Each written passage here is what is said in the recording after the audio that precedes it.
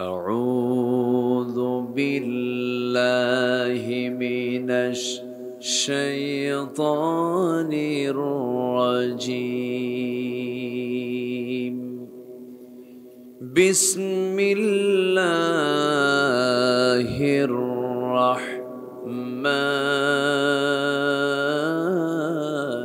الرحيم.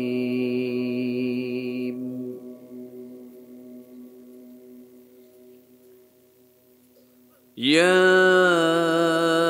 أيها الذين آمنوا لا تتخذوا آباءكم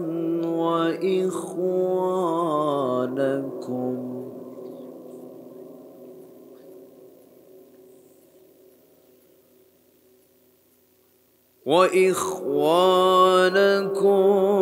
أولياء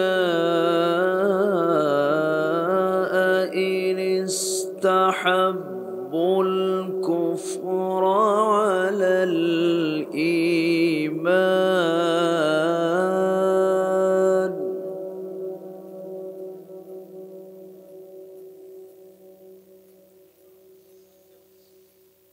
ومن يتولهم منكم فأولئك هم الظالمون.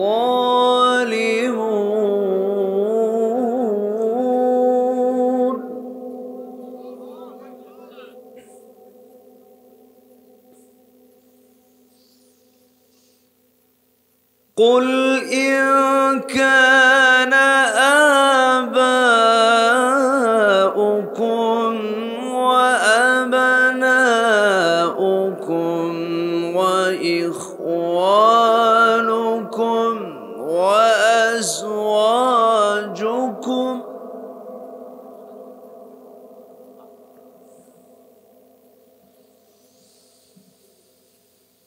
وعشيرتكم وأموال اقترفتموها وتجارة تخشون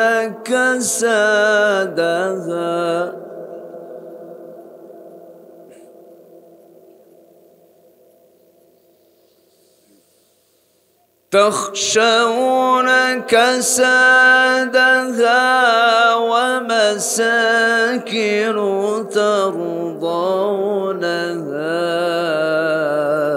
أحب إليكم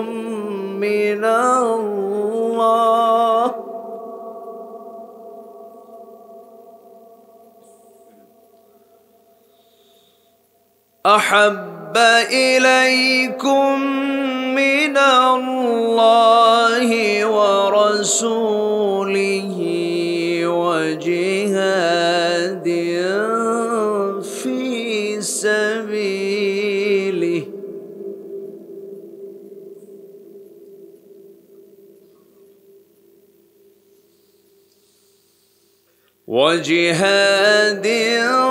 في سبيله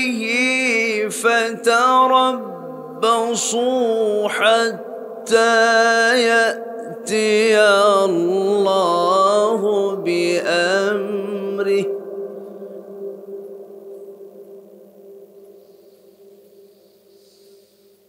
والله لا يهدي القوم الفاسقين.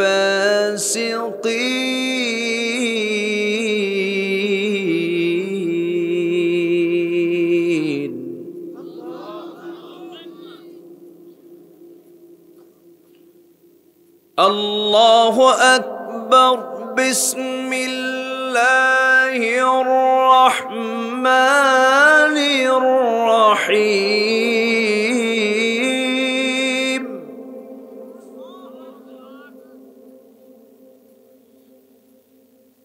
إن الله وملائكته يصلون على النبي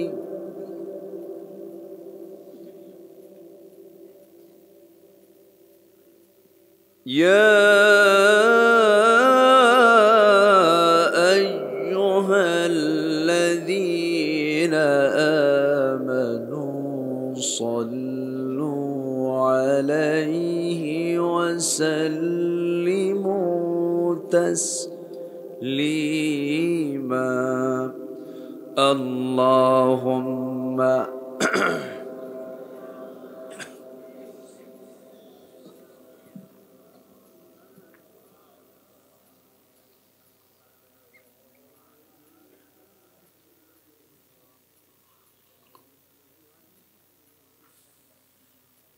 একটু মহব্বত দিয়ে নবীর প্রেমে মাতোয়ারা হয়ে জবান খুলে জোরালো কণ্ঠে আওয়াজটা বুলন্দ করে সবাই বলুন আল্লাহুম্মা সাল্লি আলা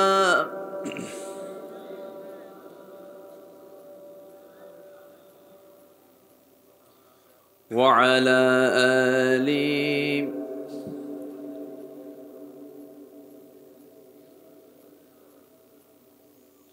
রসূল আমার আলো আশা রসূল আমার ভালোবাসা রসূল আমার প্রেম বিরহের মূল আলোচনা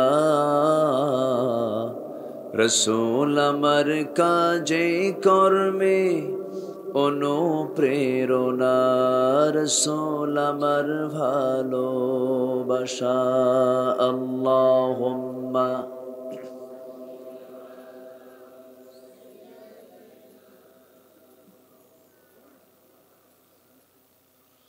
ওয়া আলা আলি সাইয়্যিদিনা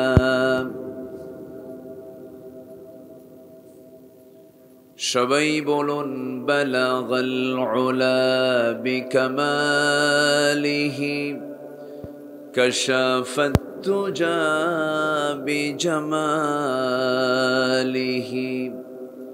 হাসুনাত জামিউ খিসালিহি সাল্লু مشرق حب محمد مطلع دیوان ما مطلع خورشید سقاس سینہ سوزان ما بلغ العلا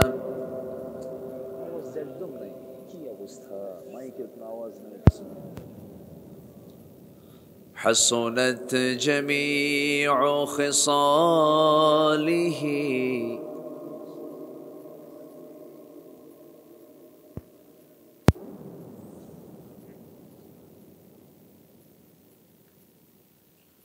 উত্তরবঙ্গের গেটওয়ে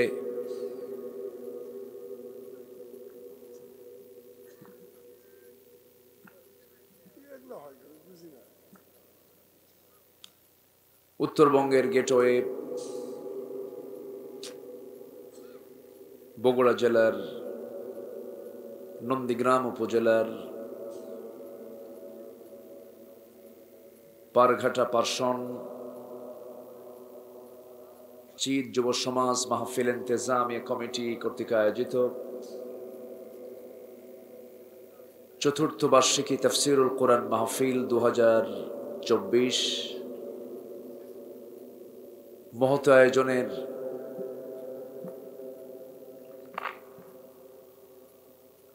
সম্মানিত সুযোগ্য সভাপতি, আজকের মাহফিলের বরেণ্য সাহেবে সদর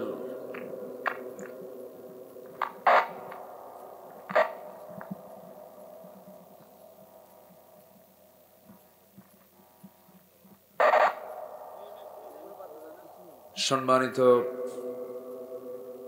সাহেবে সদর জনাব জাবেদ আলী বাবু, আজকের মাহফিলের বরেণ্য প্রধান অতিথি মাননীয় চেয়ারম্যান মহোদয় জনাব আব্দুল মতিন, আজকের মাহফিলের বরেণ্য অতিথি নন্দিত আলেমে দ্বীন, আমার অত্যন্ত কাছের আমার বন্ধুবর হাফেজ কারি মাওলানা আব্দুল গনি আকন্দ, উপস্থিত হাজারাত উলামায়ে কেরাম, ফদলায়ে ইজম, সুশীল সমাজ, জাতির শ্রেষ্ঠ সন্তান শিক্ষক মণ্ডলী, জাতির বিবেক সাংবাদিক বৃন্দ, সামনে উপস্থিত দূরে কাছের বিভিন্ন স্থান থেকে ছুটে আসা কালেমার ঝান্ডাবাহী, তাওহীদের পতাকাবাহী, দ্বীন ইসলামের নরসারদুল বীর মুজাহিদ, প্রাণ প্রিয় সম্মানিত দ্বীনি ভাইরা, আড়ালে বসে আছেন শ্রদ্ধেয়া সম্মানিতা মা বোনেরা, আলোচনার সূচনায় আনুষ্ঠানিকতার মধ্য দিয়ে আমার পক্ষ থেকে আবারও দিলখোলা সালাম, আসসালামু আলাইকুম ওয়া রাহমাতুল্লাহি তাআলা ওয়া বারাকাতুহু।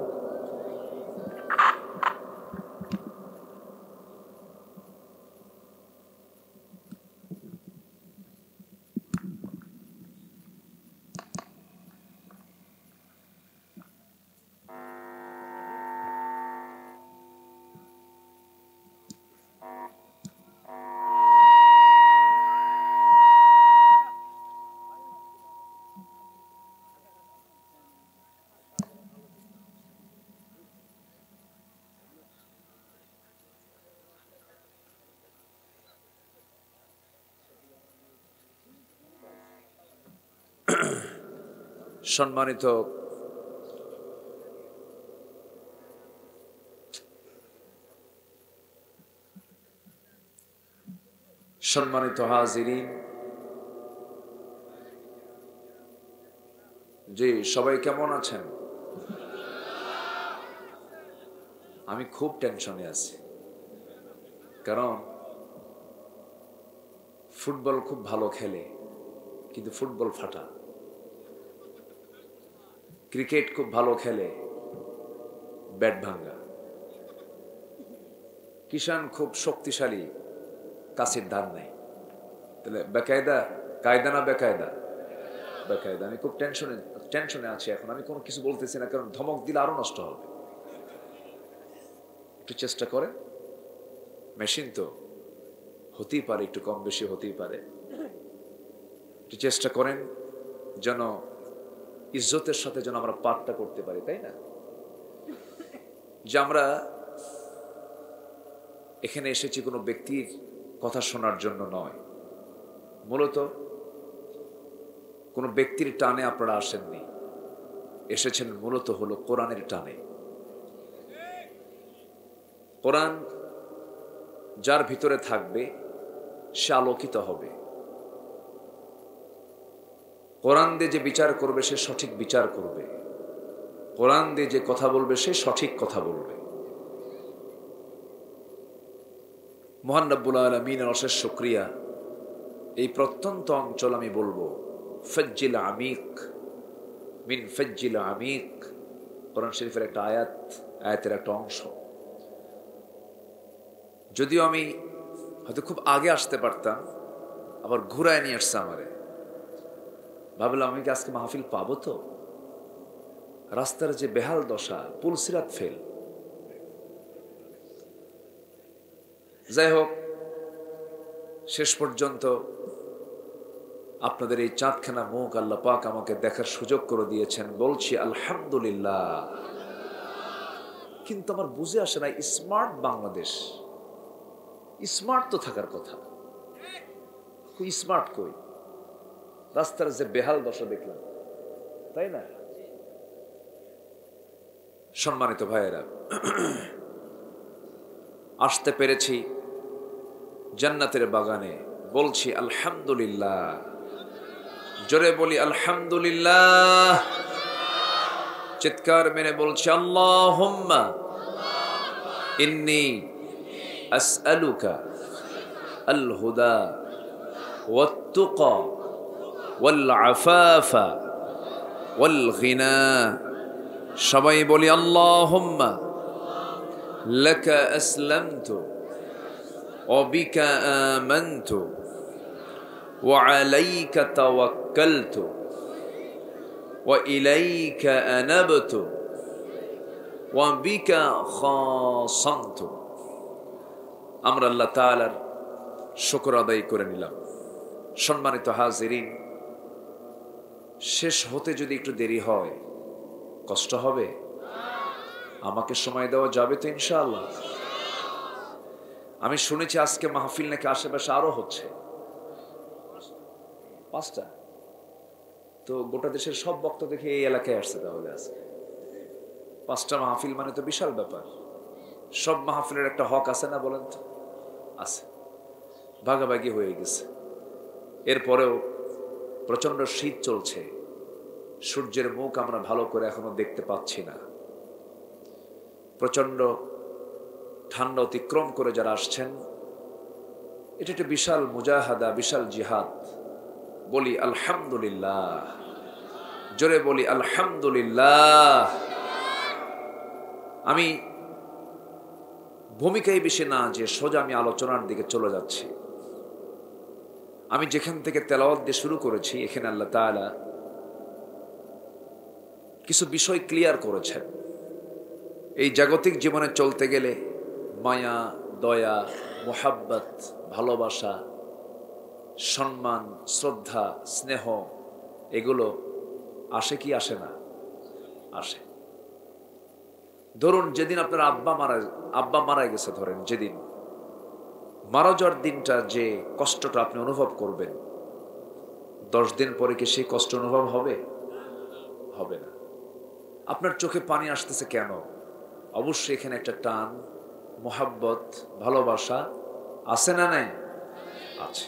এই মোহাব্বত ভালোবাসাগুলো কে দিয়েছেন? আল্লাহ দিয়েছেন। সে আল্লাহ আবার ভালোবাসার মোহাব্বতের কিছু সীমা রেখা দিয়ে দিয়েছেন। সীমা অতিক্রম করে অতি মোহাব্বত কাউকে দেখানো যাবে না। মোহাব্বতটা মূলত বান্দার থাকতে হবে পার্মানেন্ট মোহাব্বত।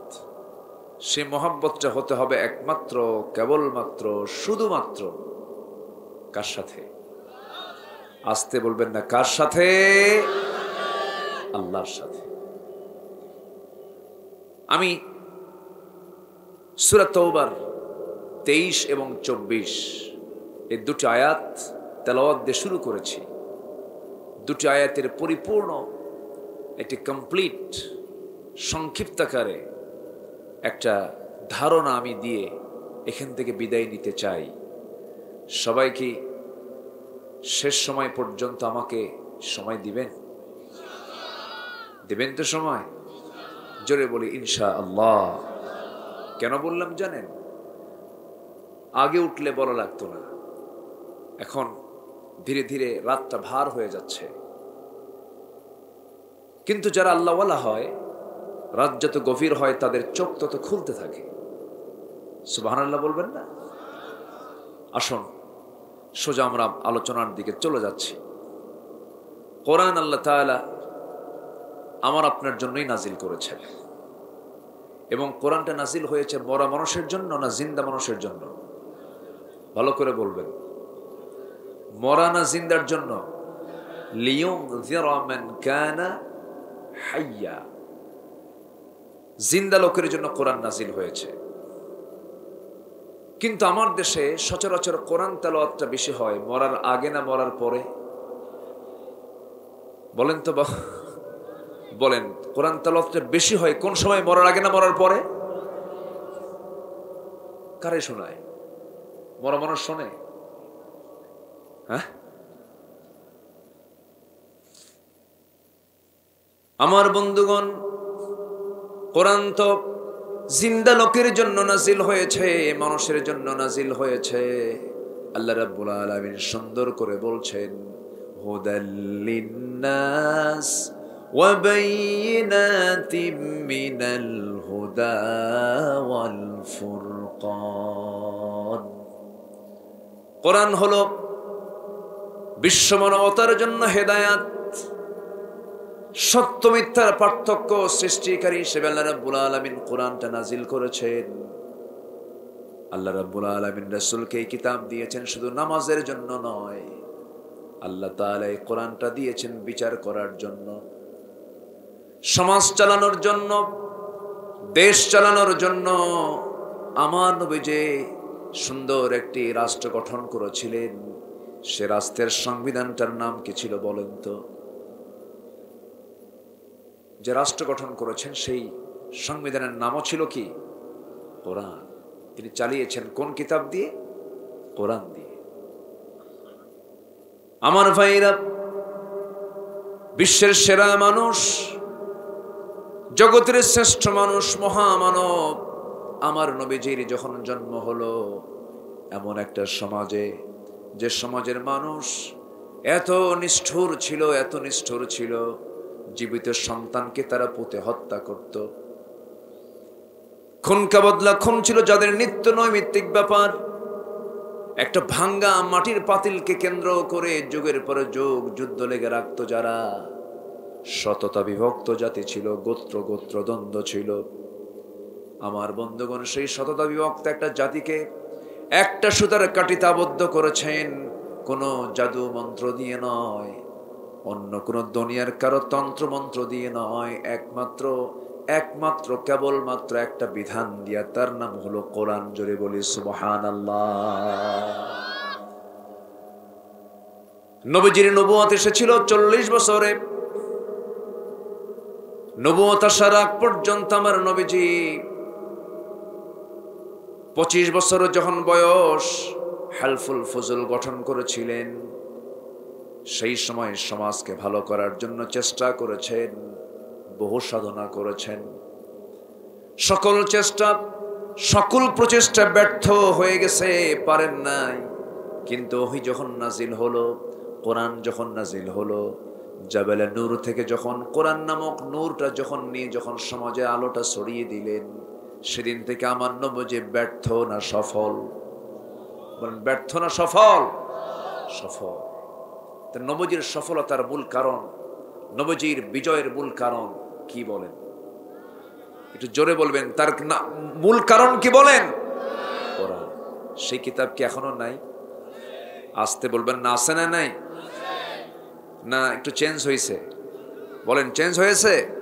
চুল পরিমাণ কোনো পরিবর্তন হয়েছে এই কিতাবের? সূর্য আগেও যা ছিল এখনো তাই আছে, চাঁদ আগে যা ছিল এখনো তাই আছে, তাই থাকবে। ঠিক আছে না?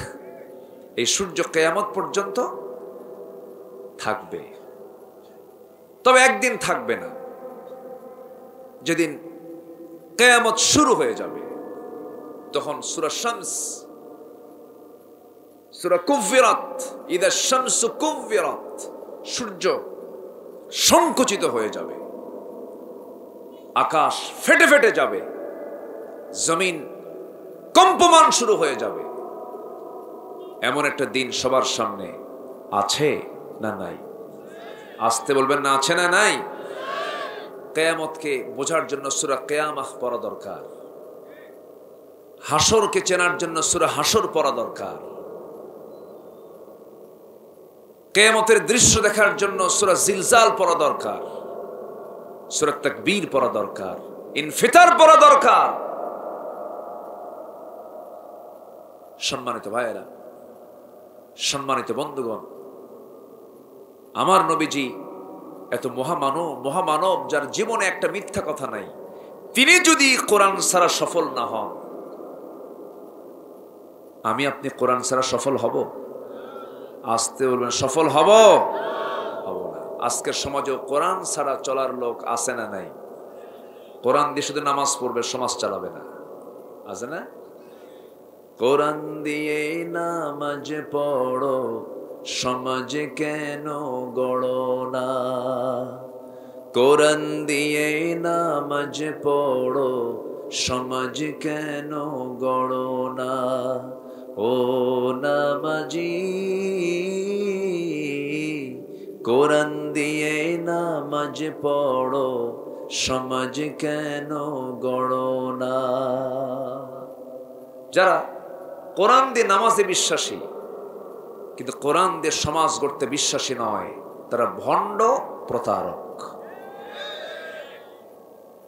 আমার কথা কি রাগ করছেন আপনারা? আমি একটু ক্লিয়ার কাট কথা বলি। তেল মারা কথা আল্লাহ পছন্দ করেন না। আমার দেশে তেলের গাছ আছে না নাই বলেন তো? আছে। এখন গোটা জমিন ভরে শুধু সরিষা আর সরিষা, তেল। কিন্তু আপেল গাছ তো নাই। আপেল গাছ থেকে আপেল নিচের দিকে পড়লো কেন? নিউটন চিন্তা করতে করতে মাধ্যাকর্ষণ শক্তি আবিষ্কার করে ফেললেন। আমার দেশে তো আর আপেল গাছ নেই, আছে শুধু তেল, খালি তেল মারে। সংসদ জুড়ে গান গায়া গায়া ফাটায়া ফেললো কয়েক বছর, এবার নাই। এবার আছে, এবার গেছে। ওরাই মারামারি লাগছে। যা, কি কষ্ট পাচ্ছেন নাকি আপনারা? এত তেল মারা ভালো না। আল্লাহ তেল মারতে বলছেন না সত্য কথা বলতে বলছেন? সত্য কথা কি তেলওয়ালা হয়? বলেন, সত্য কথা তেলওয়ালা হয়? আমার নবীর এমন কোন বক্তব্য নাই যে বক্তব্যে ম্যাক্সিমাম তিনি এই আয়াতটা বাদ দিয়েছেন। সেটা হলো সত্য কথা বলা। আল্লাহ রাব্বুল আলামিন বলেন, ইয়া আইয়ুহাল্লাযীনা আমানু ইত্তাকুল্লাহা ওয়া কুলু কাওলান সাদীদা يصلح لكم أعمالكم ويغفر لكم ذنوبكم ومن يطع الله ورسوله فقد فاز فوزا عظيما। জোরে বলুন আল্লাহু আকবার। ঈমানদারেরা, তোমরা আল্লাহকে ভয় করো আর সোজা সবটা কথা বলো, ইনিয়ে বিনিয়ে হিকমত খাটায়া। তেল মেরে কোনো কথা বলতে যেও না, সোজা সবটা কথা বলো। ওয়া ইন কানা মুররান, যদিও তা তিতা হয়। সত্যের কোনো ক্ষয় নেই, সত্যের কোনোদিন ধ্বংস নেই। সত্য তোমাকে এক পর্যায়ে জান্নাতে নিয়ে চলে যাবে, কিন্তু মিথ্যা কিছুক্ষণের জন্য তোমার বিজয় হলেও মিথ্যার পরাজয় হলো স্থায়ী, তোমাকে জাহান্নামের দিকে নিয়ে যাবে। কিন্তু আজকে সমাজ জুড়ে সবচেয়ে বেশি দামি মানুষ আজকে হয়ে গেছে সত্যবাদী না মিথ্যাবাদী? মিথ্যাবাদী। চিন্তা করা যায়, মরা নানি ভোট দিয়ে যায়, বিশাল ব্যাপার। এসে বলছে, কি ব্যাপার, এটা আমার নানি তো মারা গেছে বহু আগে। না, ও তো ভোট দিয়ে গেছে। এটা বিশাল ব্যাপার। সম্মানিত ভাইয়েরা, মিথ্যা টিকে না, মিথ্যা স্থায়ী হয় না। ইতিহাস থেকে তারা নিশ্চিহ্ন হয়ে যায়, ইতিহাস থেকে তাদের নাম মুছে যায়, তারা টিকে না। মিথ্যার উপরে কোনো কিছু টিকবে না। আমরা সত্য নিয়ে থাকবো। জোরে বলি ইনশাআল্লাহ, জোরে বলি ইনশাআল্লাহ। আল্লাহ সত্যের সাথে আছেন, মিথ্যার সঙ্গে আল্লাহর কোনো সম্পর্ক নাই। আল্লাহ কি ওয়াদা ভঙ্গ করেন বান্দা? আল্লাহ কি মিথ্যা কথা বলেন বান্দা? আচ্ছা, তাহলে আমরা কার গুণ নেব বলেন? বলেন, কার গুণ নেব আমরা? সিবগাতাল্লাহ, ওয়ামান আহসানু মিনাল্লাহি সিবগা। তোমরা আল্লাহর রঙে রঙিন হয়ে যাও। সম্মানিত ভাইয়েরা, আমার মনে হয় জাতিগতভাবে এই পৃথিবীতে একটা দেশের মানুষ সবচাইতে বেশি মিথ্যা কথা বলে, বলেন তো সেটা কোন দেশ হতে পারে? বলেন। আমার তো মনে হয় তাই। এত মিশা কথা কয়, মিডিয়া 20-30টা থাকে, তাজা ধরফর মিশা কথা কয়, ঠিক আছে না? তাজা ধরফর মিশা কথা কয়। একজন মিথ্যুক কখনো শিক্ষিত হতে পারে না, একজন শিক্ষিত কখনো মিথ্যুক হতে পারে না। আজকে মিথ্যার রাজত্বে আমরা আছি, মিথ্যার রাজত্ব।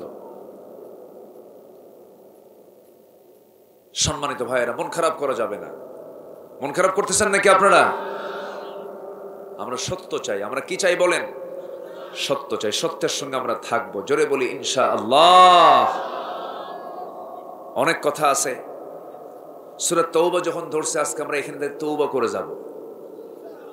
জোরে বলি ইনশাআল্লাহ। গ্রামের নাম কি? পার ঘাটা। মানে কি? পার তো হবে না, তাহলে ব্রিজ আর কি দরকার? শুধু ঘাটা পার হবে। পায়ের ঘাটা, রাস্তার ঘাটা নাই। ঠিক আছে, নাম চেঞ্জ করবেন না তো, এরকম তো থাকবি। সম্মানিত ভাইয়েরা, কোন সূরা বলেন তো? কোন সূরা? তাওবা। তাওবা মানে কি? টু ব্যাক, ফিরে আসা। ভুল করছিলাম আর ভুল করব না, এরকম চিন্তা যার মাথায় থাকবে, আল্লাহ তাকে মাফ করে দিবে। জোরে বলে সুবহানাল্লাহ। আচ্ছা, মাফ করে দেওয়ার যোগ্যতা কার? আর গুনাহ করার যোগ্যতা কার? আল্লাহ। কাম সারছে। আমাদের গুনাহ করার যোগ্যতা কে দিয়েছেন? বলেন, কে দিয়েছেন? যোগ্যতা না দিলে আল্লাহ আমারে মাফ করবেন কেমনে? কথা কি বুঝতেছেন আপনারা? আমার গুনাহ করার যোগ্যতা কে দিয়েছেন? আর গুনাহ করলে, মাফ চাইলে মাফ করার যোগ্যতা কার? আল্লাহ। আল্লাহ বলছেন, লাউলাম তুযনিবু লাযাহাবাল্লাহু বিকুম ওয়া লাজাআ বিকওমিন হাত্তা ইউযনিবুন।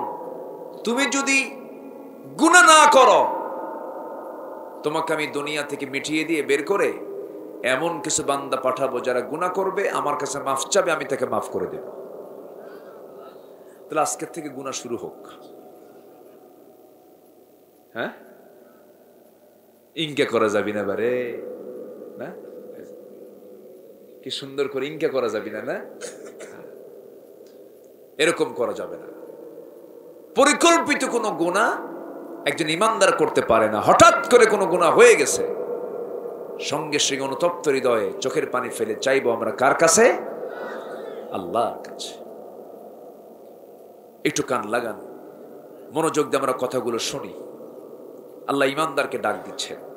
ডাক দিয়ে সূরা তাওবার ভিতরে মুহাব্বত, ভালোবাসা নিয়ে তিনি কিছু কথা বলছেন। আজকে মুহাব্বত আর ভালোবাসা কি ঘরে না বটতলা? বলেন তো, ভালো করে বলবেন। আজকে ভালোবাসাগুলো সব জমা হয়েছে ঘরের মধ্যে না বটতলা গাছতলা? বটতলা, গাছতলা, তালতলা, শিশু পার্ক। শিশু পার্কে শিশু থাকে না শিশুর মা খেলা থাকে? মা খেলা থাকে, নাম দিয়েছে শিশু পার্ক। এর নামটা চেঞ্জ করে লেখা দরকার মা খেলা পার্ক। কোন শিশু সেখানে খুঁজে পাওয়া যায় না। মোহাব্বত, ভালোবাসা সব বটতলা গাছতলা চলে গেছে। আল্লাহ বলছেন, না, এগুলো নোংরামি। আমি তোমাকে মোহাব্বতের কিছু নির্দেশনা তোমাকে দিচ্ছি। আসুন সে আয়াতের দিকে আস্তে আস্তে চলে যাই। এতক্ষণ ধরে আমার কথার একটা বিষয় ক্লিয়ার হলো, সেটা হচ্ছে রাসূল কোরআন দিয়ে শুধু নামাজ পড়েছেন না, সমাজ গড়েছেন। সমাজ গড়েছেন। যারা শুধু কোরআন দিয়ে নামাজ পড়তে চায়, সমাজ গড়তে চায় না, তারা হচ্ছে ভণ্ড, প্রতারক, মুনাফিক। কথা ক্লিয়ার? হ্যাঁ, একটা পার্ট আমি মেসেজ দিয়ে দিয়েছি আপনাদেরকে। কারণ সমাজ যদি কোরআন দিয়ে গড়া হয়, সেই সমাজে কোনো ঘুষ থাকবে না, দুর্নীতি থাকবে না, 2 নম্বরই থাকবে না, মিথ্যা বিচার থাকবে না, নিরপরাধ মানুষগুলো কারাবন্দী থাকবে না। যদি কোরআন যদি সমাজে চালু থাকে, কোনো চোর থাকবে না, কোনো চৌর্যবৃত্তি থাকবে না। সম্মানিত ভাইয়েরা, এই জন্য কোরআনকে আমরা শুধু নামাজের ভিতরে দেখতে চাই না সমাজের ভিতরেও দেখতে চাই? সবাই দেখতে চাই তো ইনশাআল্লাহ? এটা মাথায় রাখবেন। যারা সমাজের ভিতরে দেখতে চায় না, ওরা ভণ্ড, ওরা প্রতারক। এটা মাথায় রেখে চললেই আপনার জান্নাতের রাস্তা ক্লিয়ার হয়ে যাবে। জোরে বলি সুবহানাল্লাহ। এখন আসেন আমরা দুনিয়াকে কেমন মায়া করি, মোহাব্বত করি। আল্লাহ কি গাইড দিচ্ছেন, আল্লাহ কি নির্দেশনা দিচ্ছেন, আমরা কোন নির্দেশনা মেনে চলবো একটু কান লাগিয়ে শুনি। ইয়া আইয়ুহাল্লাযীনা আমানু লা তাত্তাখিযু আবাআকুম ওয়া ইখওয়ানাকুম أولياء إن استحبوا الكفر على الإيمان। হে ঈমানদারেরা, তোমরা লা তাত্তাখিযু, কখনো গ্রহণ করতে যেও না, আবাআকুম, তোমাদের বাবাকে, ওয়া ইখওয়ানাকুম, তোমাদের ভাইকে, আউলিয়া, বন্ধু হিসাবে, ইন ইস্তাহাব্বুল কুফর আলাল ঈমান, ওই সমস্ত বাপ ভাইদেরকে বন্ধু বানাতে যাবে না কখনো, যখন তোমার বাপ ভাইরা ইমানের পরিবর্তে যারা কুফুরকে যারা গ্রহণ করবে, কুফুর যাদের কাছে বেশি প্রিয় হয়ে যাবে, সেই সমস্ত বাপ ভাইদেরকে তোমরা কখনো বন্ধু হিসেবে গ্রহণ করতে পারবে?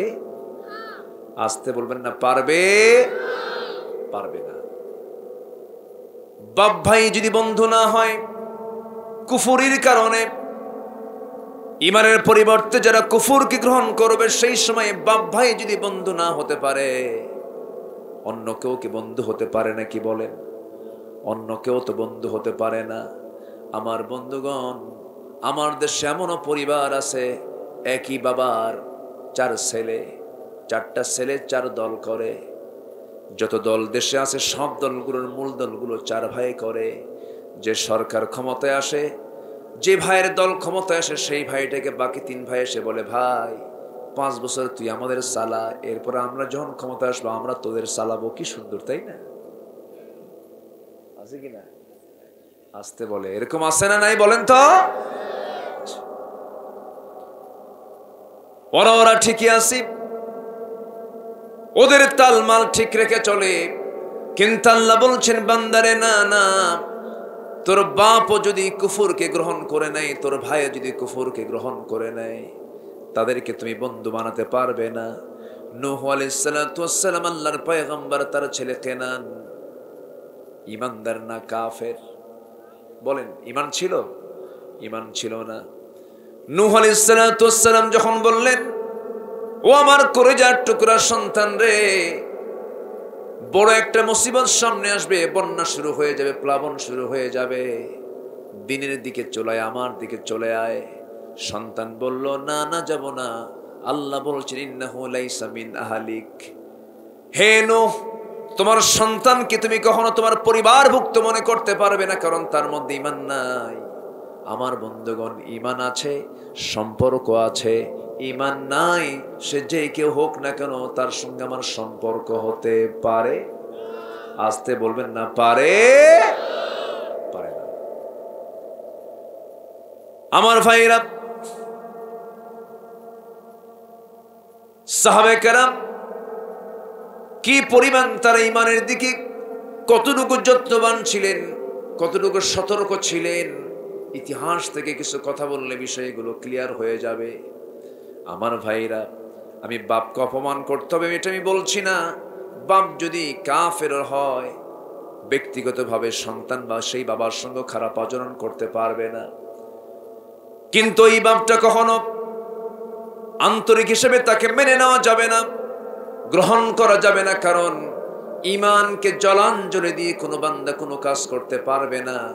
এটা হলো ইমানের দাবি। এই কথা বলেছেন কে? আল্লাহ তাআলা বলে দিয়েছেন। আমার বন্ধুগণ, বহু অসংখ্য ঘটনাগুলো আছে, ছোট্ট একটি ইতিহাস থেকে আমি স্পষ্ট করে দেওয়ার জন্য বলতে চাচ্ছি। আমার বন্ধুগণ, একজন সাহাবী ইসলাম কবুল করেছেন। মা যখন শুনতে পেয়েছে সন্তান ইসলাম কবুল করেছে, সন্তানের সামনে মা গিয়ে দাঁড়িয়ে বলে, বাজান, ইসলাম যদি না ছাড়িস, ইমানকে যদি প্রত্যাখ্যান না করিস, এই যে খাবার খাওয়া বন্ধ করে দিলাম, অনশন করলাম, তোর মা না খেয়ে মারা যাবে। সাহাবী বলছেন, আব্বা, আমার আম্মা জান, আপনি আমাকে যে কন্ডিশন দিয়েছেন, আপনি যদি আমার চোখের সামনে যদি 1000 বার মরেন, 1000 বার জিন্দা হন, আমি যে দিন গ্রহণ করেছি সেই দিন গ্রহণ থেকে আমি এক চুল পরিমাণ নড়তে পারবো না। জোরে বলে সুবহানাল্লাহ। আর আমার দেশে সিগারেটের একটা প্যাকেট দিলেই ইমান বেঁচে খায়, আছে না? আছে। নামই হলো ইমান আলী। নাম কি? ইমান আলী। কম কথা। নাম কি? ইমান আলী, কিন্তু নামাজ পড়ে না। নাম হলো রমজান আলী। রমজান মাসে দুপুরবেলা ভাত খায়। নাম হলো বিপদ আলী। নাম হলো হিম্মত আলী। সাইকেলের চাকা বাস চলি শীত হয়ে পড়ে। নাম হলো আতর আলী, গোটা গায়ে গাজার গন্ধ। নাম হলো বাদশা মিয়া, ভিক্ষা করে খায়। নাম কি রাখছে? বাদশাহ। নাম হলো খোকা মিয়া, বয়স 90 বছর, এখনো খোকায় আছে, বুড়া হয় না। এই নাম দিয়ে কোনো কাজ হবে না ভাইরে। আল্লাহর সামনে নাম দিয়ে কোনো কাম হবে না। আল্লাহর সামনে ঈমান নিয়ে যেতে হবে, মজবুত ঈমান নিয়ে যেতে হবে। আমার বন্ধুগণ, ঈমানটাকে টিকে রাখতে হবে, ঈমানটাকে তরতাজা রাখতে হবে, ঈমানটাকে দুর্বল করা যাবে না। ঈমান ধ্বংস করার জন্য আপনার সামনে শয়তান তো প্রস্তুতি নিয়ে আছে। আপনাকে দিয়ে মিথ্যা সাক্ষী দেওয়াবে, আপনাকে দিয়ে মিথ্যা কথা বলাবে, আপনাকে দিয়ে মিথ্যা রায় দেওয়াবে, আপনাকে দিয়া বনের সম্পত্তি মেরে খাওয়াবে, আপনাকে দিয়া মেয়ের সম্পত্তি ছেলেকে দেওয়া দলিল করে দেওয়াবে, আপনাকে দিয়ে শয়তান বহু ষড়যন্ত্র করে আপনাকে জাহান্নামের উপযুক্ত করবে। কিন্তু খবরদার, খবরদার, শয়তানের ফাঁদে পা দেওয়া যাবে। বনের সম্পত্তি মেরে খাওয়া ভাই তো নন্দীগ্রামে নাই। হ্যাঁ, কিছু কয় না। আছে আছে আছে আছে।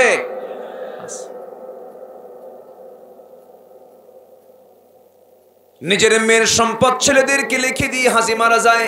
কে মারা যায়? হাজি। ওটাকে হাজি। মেয়ের সম্পত্তি ছেলেকে না, মেয়েকে না দিয়া সব ছেলের নামে দলিল করে মেয়ের সন্তানগুলোকে ফাঁকি দিয়ে দুনিয়া থেকে বিদায় হয়ে চলে গেল। এইদিকে তাকে সমাজের সমস্ত লোকজন হাজি বলতো। তাও একবার না, দুবার না, 3 বার হজ করছে, ট্রিপল হাজি, হ্যাট্রিক।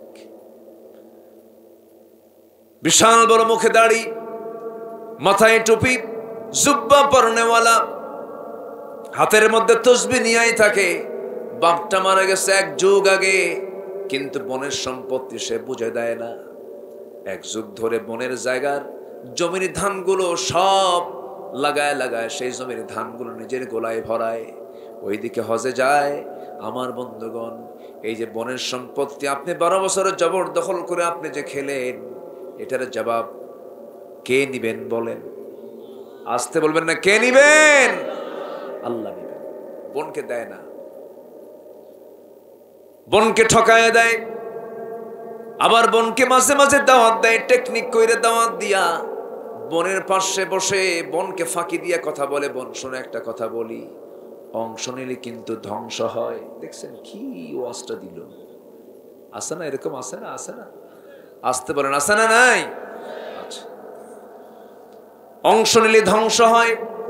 এই যে কথাগুলো বলে আপনি ফাঁকিবাজি করে নামাজ পড়ছেন, রোজা রাখছেন, সব কিছু করছেন, কিন্তু তিলকা হুদুদুল্লাহ, লিযযাকারি মিসলু হাযযিল উনসাইন। এই যে বনের অংশ আপনি যে মেরে খেলেন, এটা যে ফরজ বিধান, এটা লঙ্ঘন করা যাবে না। যেদিন বাপ মারা গেছে, 5টা ভাই, বাবার একটা ঘাড়ের গামছা ছিল, হাদিসের ফয়সালা হলো গামছাটাকে 5 ভাগ করে 5 ভাই নিতে হবে, কোনো কম বেশি করা যাবে না। এই দুনিয়াতে যার অঙ্ক ঠিক নাই, পরকালে তার জান্নাত ঠিক নেই। অঙ্ক জানা ফরজ, অঙ্ক জানা কি ফরজ। ক্লাসের অঙ্ক ম্যাথমেটিক্স না, ফারায়েজ জানতে হবে। আমার অংশ আমি নিয়ে বোনকে বুঝাই দেব, বোন আমার তুই আমার অংশ আমাকে বুঝাই দে, তোর অংশ আমি তোকে বুঝাইয়া দিলাম। আল্লাহ বলবেন, ও বান্দা বান্দে আমি তোদেরকে জান্নাত বুঝাইয়া দিলাম। বাবাজি, মাহফিল এসে কি ভুল করলেন না তো? আবার এরকম মনে করতেছেন নাকি যে কি মাহফিল আসলাম, এখন বোনের সম্পত্তি দেখি বুঝে দেওয়া লাগে, কোন বক্তারে দাওয়াত দিচ্ছে, এরকম কিছু ভাবতেছেন নাকি আপনারা? হক নষ্ট করা যাবে না, হক লঙ্ঘিত গুনাহ আল্লাহ নিজেও মাফ করবেন না কখনো। কোন হক নষ্ট করে বান্দা দুনিয়া থেকে মারা গেলে আল্লাহ তাআলা তাকে মাফ করতে পারবেন না। আমার এক বন্ধু লন্ডনে থাকতেন, 10 বছর পরে দেশে ফিরেছেন, তার 3 কাঠা জায়গা ঢাকায় আছে। সেই 3 কাঠা জায়গার দিকে যেয়ে দেখে 3 কাঠা জায়গার উপর বিশাল 3 তলা বিল্ডিং। কে বানাইছে উনি নিজেও জানে না, জায়গালা জানে না, খুঁজে খুঁজে বের করছে যে বিল্ডিং বানাইছে। তার ডাক দিয়ে বলে, ভাই আমার জায়গায় আপনি বিল্ডিং বানালেন, এটি কি ঠিক হয়েছে? যে বিল্ডিং বানাইছে সে জবাব দিয়ে দিতে বলতেছে, ভাই আমি কি বলেছি একবারও যে জায়গাটা আমার? জায়গা তো আপনার, কিন্তু বলেন তো বিল্ডিংটা কার? বিল্ডিং কে আপনি বানাইছেন না, বিল্ডিং তো আমি, মানে বিল্ডিং আমার, জায়গা আপনার। দেখছেন সাইজ, দেখেন কথা কি বুঝতেছেন? শয়তান যদি কেউ দেখতে চান এরকম আচরণ যাদের, শয়তান দেখতে ওই রকমই। ক্ষমতা পায়, পুকুর দখল হয়। পুকুর দখল হয় না মনে হয় এদিকে, নাকি পুকুর দখল হয়? সেই রকম আদম দিঘি তো ওই তো পাশাপাশি তো, আদম দিঘি, নন্দীগ্রাম, কাহালু পুকুরেরই তো এলাকা, ঠিক আছে না? পুকুর দখল, ক্ষমতা আছে, পুকুর দখল করে বাস রমরমা বাণিজ্য সে করছে। আপনি যে ক্ষমতার দাপটে যে অন্যায় করে অন্যের সম্পদ দখল করলেন, কিয়ামতের দিন আল্লাহ তাআলা আপনাকে উপর করে জাহান্নামে ঢুকায় দিবেন। হক নষ্ট করা যাবে না, হক লঙ্ঘিত কোনো গুনাহ মাফ হবে না। এটা কার কথা? আসতে বলবেন না, কার কথা? এটা আল্লাহর কথা, আল্লাহর সিদ্ধান্ত, আমি তাকে মাফ করব না। আমার ভাইয়েরা, আমার বন্ধুগণ, এই দুনিয়াতে ওই বান্দা এই সমস্ত আচরণগুলো করতে পারে যারা আল্লাহকে বেশি ভালোবাসতে পারে নাই, রাসূলকে বেশি মহব্বত করতে পারে নাই। আল্লাহ তাআলা বলছেন, শোনো, পৃথিবীর সকল ভালোবাসার উপরে যদি আমার মহব্বত, আমার ভালোবাসাকে যদি প্রাধান্য দিতা, এই সমস্ত চরিত্র তোমার দ্বারা প্রকাশ পেত না। কারণ ঈমানদার যারা, ওয়াল্লাযীনা আমানু আশাদ্দু হুব্বাল লিল্লাহ, ঈমানদার যারা তারা সবচাইতে আল্লাহকে বেশি মহব্বত করে। সব মানুষ ঘুমের সাগরে হাবুডুবু খায়, কিন্তু শেষ রাত্রিতে যারা আল্লাহর পছন্দের গোলাম তাদের আর ঘুম আসে না। কারণ সেই বান্দা জানে আল্লাহ তাআলা আমাকে মাফ করার জন্য 7 আকাশ উপর থেকে আমার জন্য, আমাকে মাফ করার জন্য প্রথম আকাশে চলে আসেন। জোরে বলুন সুবহানাল্লাহ। আল্লাহ বান্দাকে মাফ করার জন্য তিনি বেশি দূর চলে আসেন, 7 আকাশ থেকে প্রথম আকাশে চলে আসেন। আমরা প্রথম আকাশের নিচেই থাকি। আল্লাহ প্রথম আকাশে এসে বলেন, আলা মিন মুস্তাগফিরিন ফাগফির আলাহ, কোন ক্ষমা প্রার্থী আছে আমার কাছে ক্ষমা চাও, আমি তাকে ক্ষমা করে দেব। তোর যত গুনাহ, কোনো প্রবলেম নাই রে বান্দা, প্রাণ খুলে আমার কাছে মাফ চেয়ে নে, তওবা করে নে, আমি তোর সমস্ত গুনাহগুলো আমি আল্লাহ মাফ করে দেব।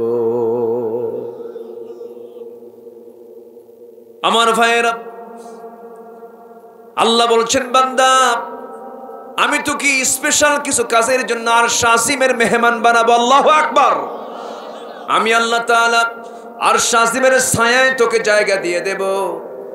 সাবআতু ইযিল্লুহুমুল্লাহু ফি যিল্লিহি ইয়াওমুল লা যিল্লা ইল্লা যিল্লুহু, যেদিন কোনো ছায়া থাকবে না আরশের ছায়া ছাড়া, সেই দিন কঠিন কণ্টকে কীর্ণ ময়দান, সেই দিন বান্দা আমি তোকে আমার আরশ আজিমের ছায়ায় জায়গা দিয়ে দেব।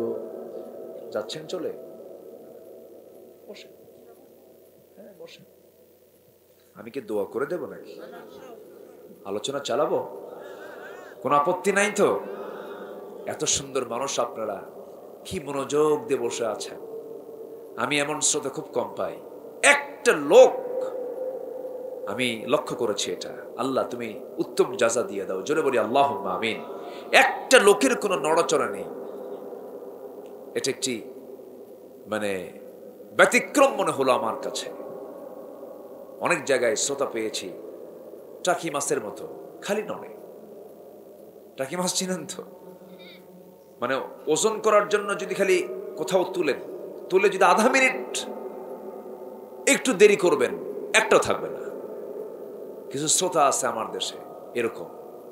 কিন্তু আমি দেখে মনে হচ্ছে, আপনাদের এই চিত্র দেখে মনে হচ্ছে, আমার রাসূল যখন সাহাবীদের সঙ্গে কথা বলতেন, সাহাবীদের কোনো নড়াচড়া থাকতো না। আলহামদুলিল্লাহ। এটা কিসের মহব্বতে? কিসের মহব্বতে? কোরআনের মহব্বত। বসো, একটু আমাকে সময় দেন। আমি আসি ততক্ষণ, আপনি থাকবেন যতক্ষণ। জোরে বলি ইনশাআল্লাহ। সম্মানিত ভাইয়েরা, সম্মানিত বন্ধুগণ, এই দুনিয়া ছেড়ে আমিও যাব, আপনিও যাবেন, কেউ থাকবো না। এই দুনিয়ার কোন সম্পর্ক থাকবে না। মরে যাব, সম্পর্কের ইতি, সম্পর্কের সমাপ্তি হয়ে যাবে। কিন্তু সমাপ্তি হবে না যার সঙ্গে সম্পর্কের, তিনি আমার কে? আসতে বলবেন না, তিনি আমার কে? তিনি আমার সব। তিনি ছাড়া কোন উপায় আছে আমাদের? আল্লাহ আমার রব, এই রবি আমার সব। বলেন, আল্লাহ আমার রব, এই রবি আমার সব। দমে দমে তনু মনে তারি অনুভব। আল্লাহ আমার রব, এই রবি আমার সব। তোমার মদদ পেলে আমি আর না কিছু চাই, তোমার প্রেমের অনল আমি কি দিয়ে নে ভাই। যার হয়েছ তুমি তার নেই যে পরাভব, নেই যে পরাভব। আল্লাহ আমার রব, এই রবি আমার সব। আল কোরআনের পথ, এই পথই আসল পথ। আল্লাহ কবুল করুন। জোরে বলি আল্লাহুম্মা আমিন। আল্লাহ তাআলা কোন আকাশে আসেন? বলেন, কোন আকাশে আসেন? কোন সময়ে? হ্যাঁ, ছোট্ট বাচ্চা কে বললো এটা? হ্যাঁ হ্যাঁ, মাশাআল্লাহ।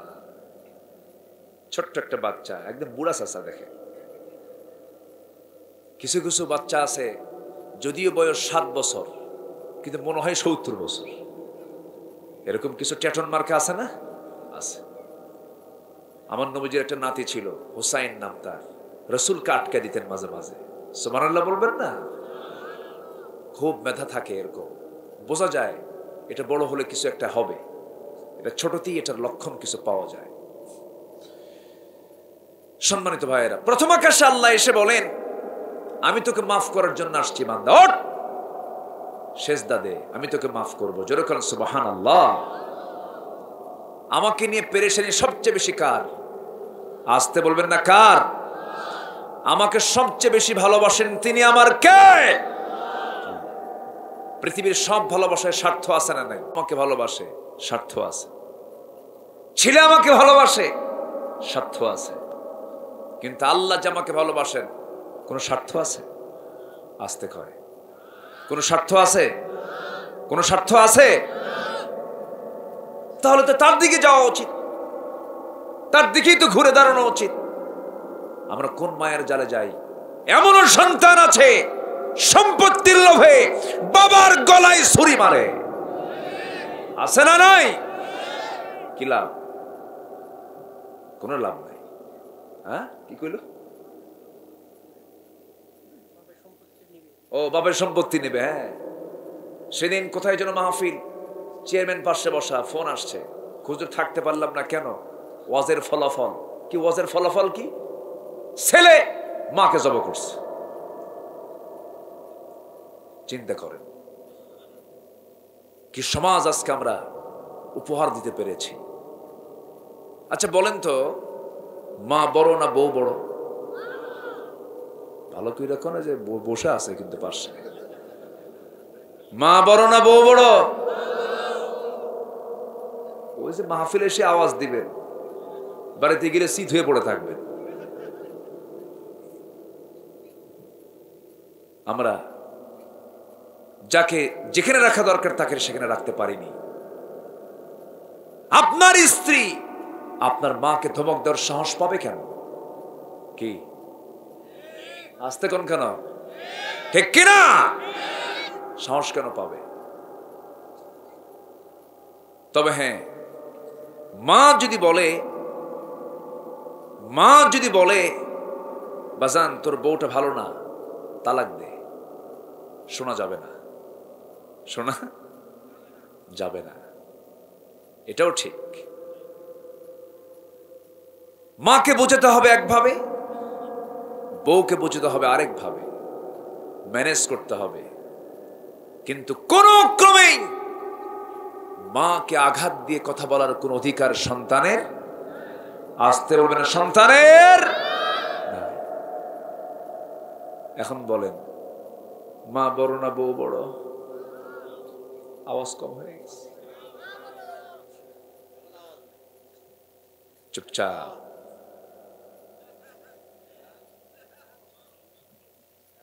কি আমি কিন্তু পরীক্ষার মধ্যে ফেলে দিচ্ছি, কিন্তু বিয়ের আগে কি সুন্দর ভাব, বিয়ের পরে বলে মা পাতিলটা পাল্টাও, পাতিলটা পৃথক করো। আসে না নাই? বলেন তো আসে না নাই? আসে না নাই? আসে না নাই? আসে না নাই? আসে না নাই? কেন? তোমার মা বুড়ো হয়ে গেছে পাতিল পৃথক করে খাওয়ার জন্য? বুকটা ফেটে যায়। 4 ছেলে 5 ছেলে এক হাড়িতে রান্না করে মা খাওয়াইছে, সেই মা বুড়া বয়সে এক এক পাতিলে রান্না করে খায়। হাজি হজ করছো, নামাজি নামাজ পড়ো, এত সস্তা নয়। আছে না? মাকে ভাগ করে খাওয়ায়, 7 দিন ওই বেটা, 7 দিন ওই ছেলে, 7 দিন ওই ছেলে। মা কষ্ট করে হাঁটতে পারে না, চলে যায়। কেন? কেন? আপনি কেন কষ্ট দিবেন? আপনি একটানা 1 বছর রাখেন আপনার কাছে, মা তুমি যতদিন থাকবা থাকো, এরপরে তুমি ওই ছেলের ওখানে যাবা। এরকম করে হিসাব করেন কেন? আস্তে আস্তে কোন কেন? জি ঠিক কিনা? ঠিক কিনা? আমার ওই ভাই কি খাওয়ালো, আমার ওই ভাই কি খাওয়ালো, এটা দেখার বিষয় নয়। আমি কি খাওয়াইছি এটা আমার দেখার বিষয়। কথা কি বলার দরকার আছে? এগুলো নামাজ কাজে আসবে না, হজ কাজে আসবে না, মার কাছ থেকে দোয়া নেন, দোয়া আপনাকে জান্নাতের দরজায় পৌঁছায়। এই পৃথিবীতে দোয়া যদি কবুল হয় 100%, মা বাবা সুবহানাল্লাহ বলবেন না? বিদ্যুৎ কি বলে, পিস্তলের গুলি মিস হতে পারে, বাপ মার দোয়া মিস হয় না। জোরে বলি সুবহানাল্লাহ। আগের যুগের মূর্খ সন্তানরা বাপ মার সঙ্গে এমন আচরণ করতো না, এখন শিক্ষিত সন্তানরা যে বেয়াদবি করল।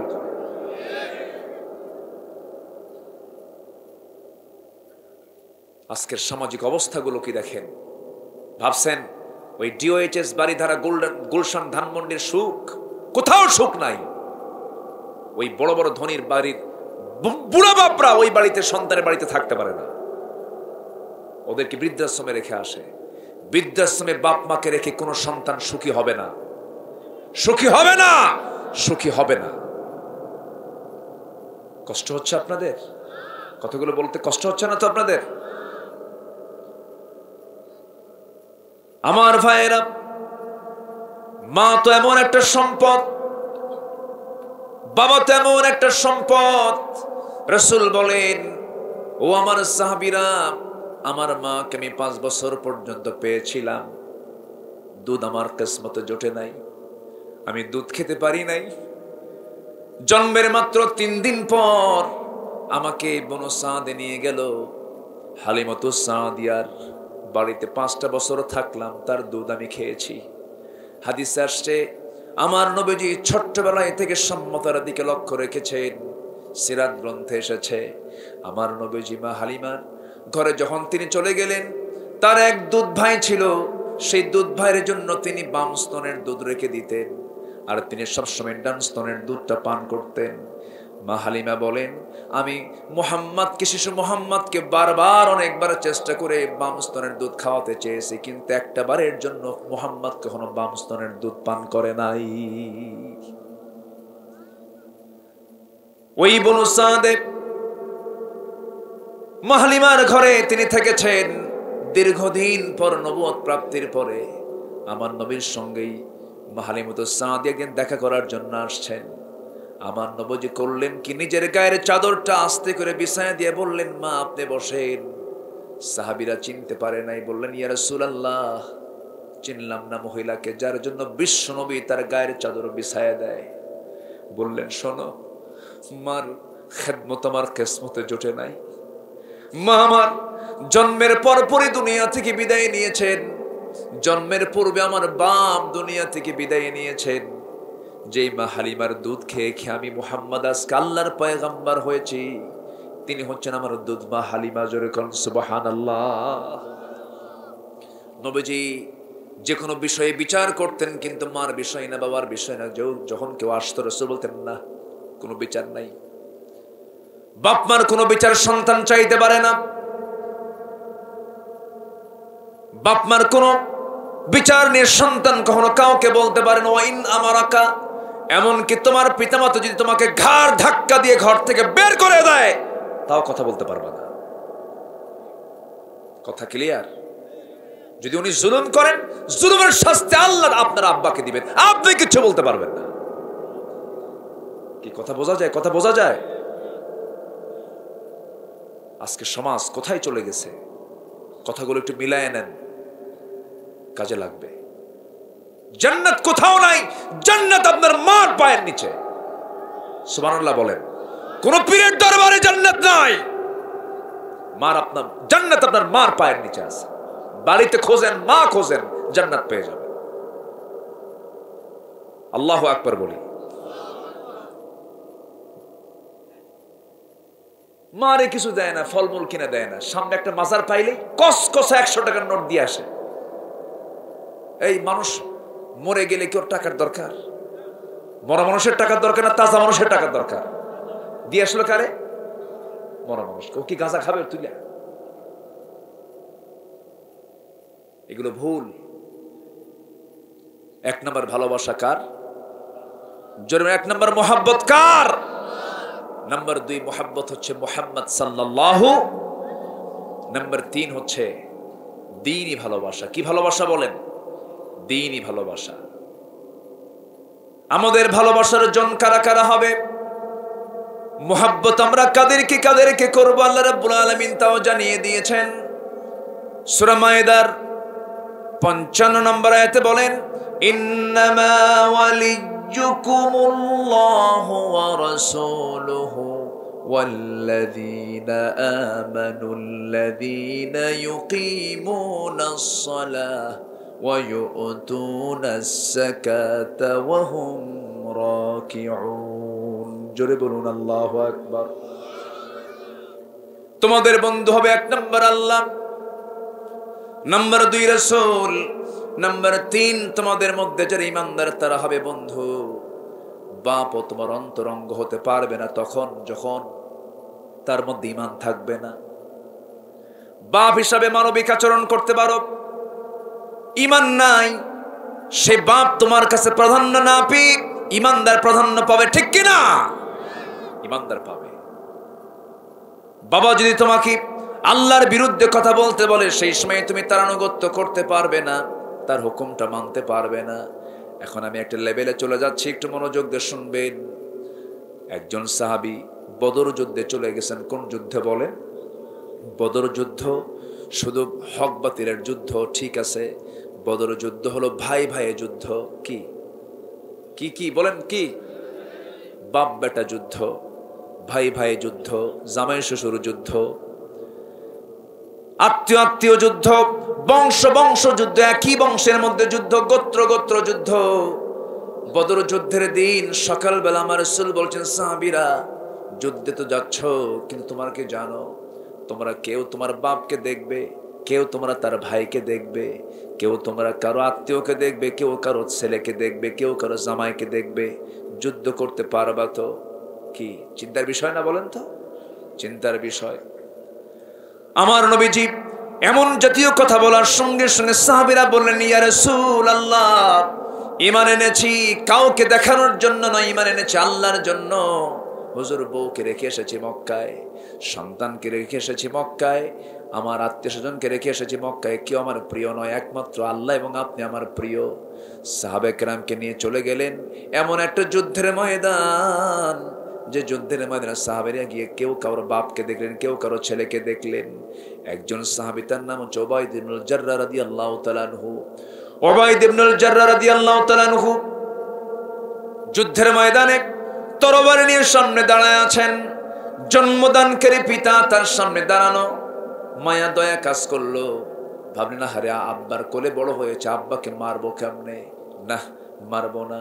তরবারি গোটায় নিয়া কোষবদ্ধ করে ফিরে আসার মাঝেই তার মনে একটা প্রশ্ন জাগলো, আজকে বাপ মনে করে ছেড়ে দিলাম, কিন্তু সে তো আমার আল্লাহর দুশমন, সে তো আমার নবীর দুশমন। যুদ্ধ করার জন্য, ইসলামকে ধ্বংস করার জন্য আমার বাপ ইসলামের বিরুদ্ধে যুদ্ধ করতে এসেছে। না, এখন বাপ মনে করা যাবে না, এখন আর বাপ মনে করা যাবে না। সঙ্গে সঙ্গে উবাইদা করলেন কি, আবার ইউটার্ন হয়ে আবার বাবার মুখে হয়ে বাবার দিকে লক্ষ্য করে শত্রু মনে করে আগায়া যাচ্ছেন। তরবারি কোষমুক্ত করলেন, আল্লাহু আকবার বলে বাপকে বাপ না মনে করে, শিরকের প্রতীক মনে করে তরবারি তার বাবার গর্দান বরাবর হাঁকায়া দিলেন। মস্তক ছিটকে পড়ে গেল, বাপ দুনিয়া থেকে বিদায় নিল। কিন্তু উবাইদার চোখের পানি বন্ধ হয় না, কারণ বাবার প্রতি টান আছে না নাই? এই টান কে দিয়ে দিয়েছেন বলেন? কিন্তু সেই টানটা কোনো ক্রমেই আল্লাহর চাইতে বেশি হওয়া, নবীর চাইতে বেশি হওয়া। যদি কোনো বাপ আল্লাহর বিরুদ্ধে কথা বলে, সেই সময় কি মোহাব্বত থাকবে নাকি? মোহাব্বত থাকবে না। আমার ভাইয়েরা, সঙ্গে সঙ্গে মুসলমানদের যখন বদর যুদ্ধের বিজয়ে চলে এসেছে, সবার মুখে হাসি, ওবায়দার মুখে হাসি নাই। রাসূল ওবায়দা কান্দে কেন? কি হয়েছে হুজুর? ওবায়দার বাপ এই যুদ্ধে মারা গেছে। রাসূল বললেন, আমার প্রিয় সাহাবীর বাপকে তোমরা কারা মেরেছো? হুজুর, আমরা কেউ মেরে না। কে মেরেছে? ওবায়দা নিজে মেরেছে। হাত চাগায় দিয়ে বলছো, ওবায়দা রে, বুকের মধ্যে আয় রে, আল্লাহর 8টা জান্নাত তোর জন্য অপেক্ষা করতেছে। জোরে কোন সুবহানাল্লাহ, আরো জোরে বলেন সুবহানাল্লাহ। আমার বন্ধুগণ, ওই বদর যুদ্ধের ময়দানে আমার নবীজির সঙ্গে এমন কিছু সাহাবী গেলেন যারা তাদের ছেলে সন্তানকে দেখতে পেলেন কাফিরদের পক্ষ, আবু জেলের পক্ষে যুদ্ধ করতে আসছে। আমার নবীজির সাহাবীরা দেখতে পেলেন, এই দৃশ্যগুলো দেখলেন। বদর যুদ্ধে এমন একটা যুদ্ধের নাম, সৈন্য সংখ্যা কাফিরদের 1000 ছিল। মুসলমানরা কেবলই মক্কা থেকে মদিনায় পাড়ি জমিয়েছেন। শিশু ইসলাম, অর্থবিত্ত তেমন কিছু নাই, সব শেষ হয়ে গেছে। মক্কায় সব কিছু রেখে চলে এসেছেন সাহাবীরা। ক্ষীণকায় দেহ, খাওয়া দাওয়া তেমন নাই, থাকার জায়গা তেমন নাই। নবীজির না খেয়ে দিন যায়। আম্মা জান আয়েশা বলেন, এমনও দিন গেছে নবীজি গোটা রাত না খেয়ে শেষ রাত্রে পানি পান করে রোজার নিয়ত রেখে রোজা রেখেছেন। মাসের পর মাস চলে গেছে, আমাদের চুলায় আগুন জ্বলে নাই। এর অন্যতম কারণ, দিনকে বিজয়ী করার জন্য সমস্ত অর্থগুলো জিহাদের ময়দানে অকাতরে খরচ করে দিয়েছে। আমার ভাইয়েরা, আমার বন্ধুগণ, ওই যুদ্ধের ময়দানে আমার নবীজির সাহাবীরা যুদ্ধে যাবেন। রাসূল বলেন, কে কে আসো যুদ্ধে যাবে? ছোট্ট দুইটা বাচ্চা নবীর সামনে দাঁড়িয়ে বলে, ইয়া রাসূলুল্লাহ, আপনি সৈন্য সংগ্রহ করছেন, সৈন্যের ঘাটতি পড়েছে, আমরা দুজন মদিনার আফরার ছেলে, মুআজ আমাদের নাম, পারমিশন কি দেওয়া যাবে নাকি? রাসূল বলেন, নো, পারমিশন দেওয়া যাবে না, কারণ তোমাদের ফিটনেস নাই, বয়স নাই। বড়জন বলে, হুজুর অন্তত আপনি আমাকে পারমিশন দিয়ে দেন। কেন? ওর চাইতে লম্বা আছি, ওর চাইতে শক্তি আমার বেশি। ছোটজন বলে, হুজুর ওকে যদি অনুমতি দেন, আমাকে অনুমতি আরো আগে দিতে হবে। কেন? ও শুধু লম্বাই বড়, গায়ের শক্তি আমার বেশি।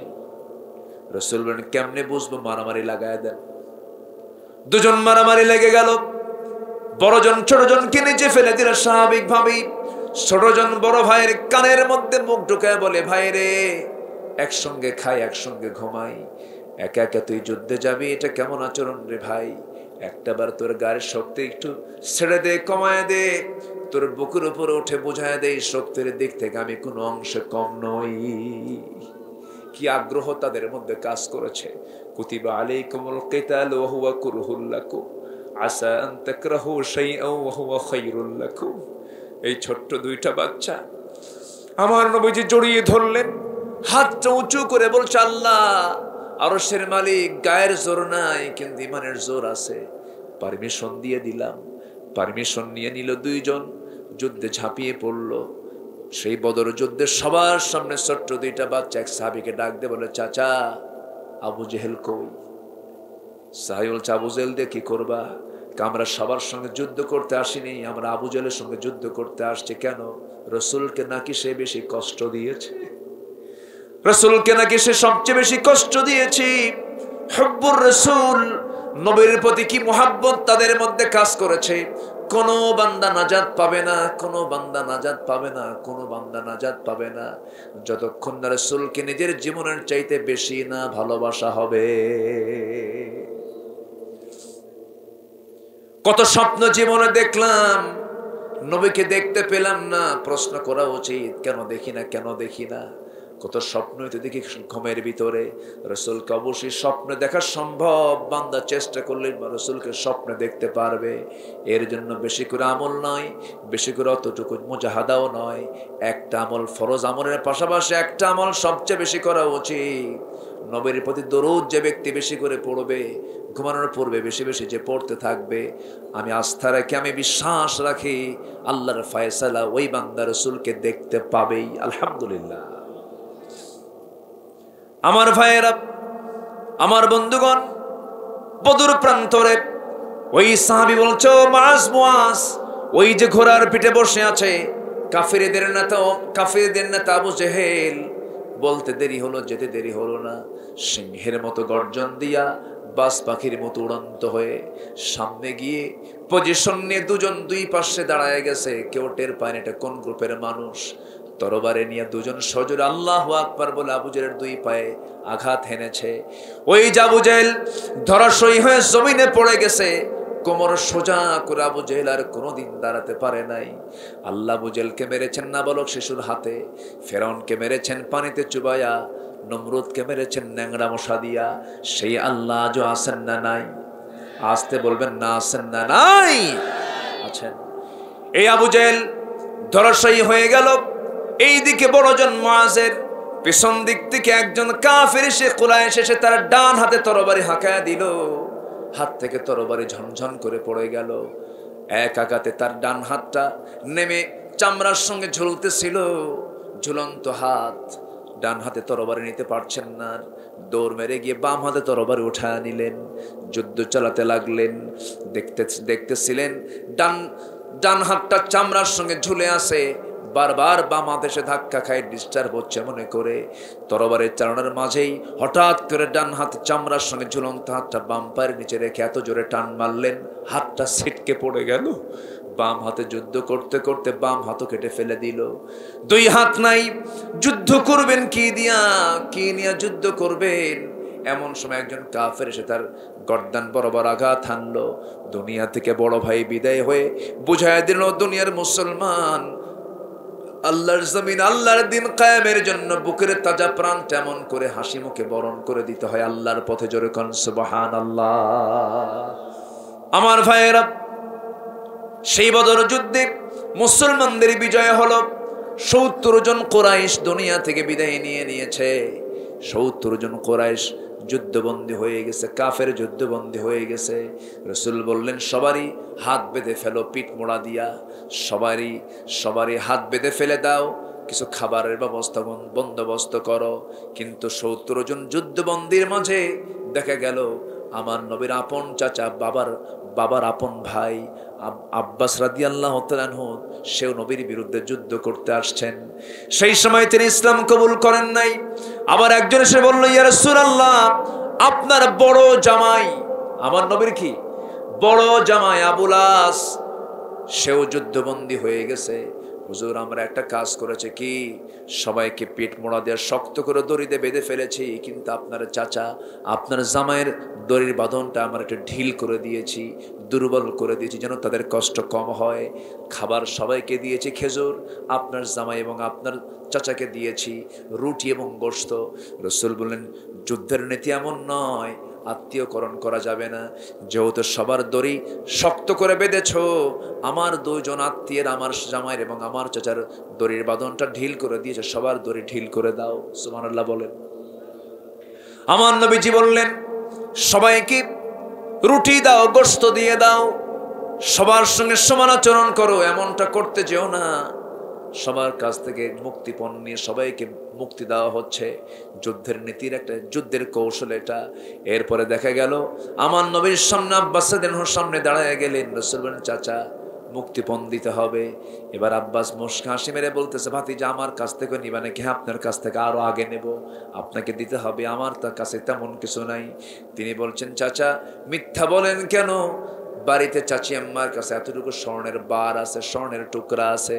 সঙ্গে সঙ্গে আব্বাস বলছেন, ভাতিজা মুহাম্মদ, এই সংবাদ তোমাকে কে দিল? রাসূল বলছেন, এই জন্যই তো আমি আল্লাহর পয়গম্বর। জোরে কোন সুবহানাল্লাহ। সাইয়েদনা আব্বাস ইসলাম কবুল করে নিলেন।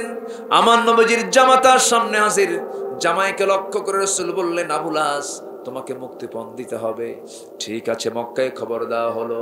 আমার নবীর বড় মেয়ে একটা প্যাকেট পাঠায় দিলেন। সেই প্যাকেট স্বামীর মুক্তিপণের জন্য যখন পাঠানো হলো, নবীর হাতে প্যাকেটটা পৌঁছে গেল। নবীজি প্যাকেটটা খুললেন। প্যাকেট খোলা মাত্রই দেখতে পেলেন প্যাকেটের ভিতরে সুন্দর একটা গলার চেন। গলার চেনটা দেখে, পেটা চেনটা দেখে আমার নবীজি চোখের পানি ফেলতেছিলেন। সাহাবা একরাম বলছেন, হুজুর, এই গলার হারটা দেখে দেখে আপনি কাঁদেন কেন? কি হয়েছে? কিন্তু দেখো, গলার হারটা দেখে তো কাঁদি না, আমি কাঁদি এই গলার হারের মালিকের চিন্তা করে। কে? এই গলার হারটা আমার খাদিজার ছিল। তার বড় মেয়ের বিয়ের সময় আমার খাদিজা তার গলার হারটা তার মেয়েকে উপহার দেয়। আমার খাদিজার কথা বারবার মনে হচ্ছে, এই জন্য আমি কাঁদি। সাহাবা কেরাম বললেন, ইয়া রাসূলুল্লাহ, যে গলার হারের সাথে আপনার খাদিজার জীবনটা জড়িত আছে, সেই গলার হারটা আমাদের নেওয়ার প্রয়োজন নাই, আমরা সিদ্ধান্ত নিলাম হুজুর। রাসূল বললেন, তাহলে এখন কি করা যায়? রাসূল বললেন, ঠিক আছে, এখন সিদ্ধান্ত হলো, আমার মেয়ে তো মুমিনা, আমার জামাই তো মুশরিক। মুমিনা মেয়ে মুশরিকের ঘরে কখনো থাকতে পারে না। সঙ্গে সঙ্গে বললেন, ও আবুল আস, তুমি আমার জামাই ছিলে, কিন্তু এখন থেকে আর থাকতে পারবে না। আমার মেয়ের, তোমার মুক্তিপণ হলো মক্কায় ঢুকবি, আমার মেয়েকে তুমি তালাক দিয়া আমার মেয়েকে আমার ঘরে পাঠায় দিবা। কারণ ঈমান আছে, সম্পর্ক আছে। ঈমান নাই, আস্তে কয়, সম্পর্ক একই ঘরে, স্বামী স্বামী হিন্দু, বউ মুসলমান, আছে না নাই? আছে না নাই? লাকুম দীনুকুম ওয়ালিয়া দীন। কি হাদিসটা কয়, কি আয়াতটা কয় দেখছেন? আমি কি কথা বলবো?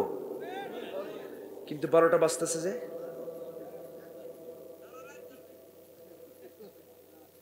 সারা রাত কেটে কি জানাজা সহ এতক্ষণ কথা বলা যায়? একটু বসেন, আমি আয়াতগুলো শেষ করব, জোরে বলি ইনশাআল্লাহ।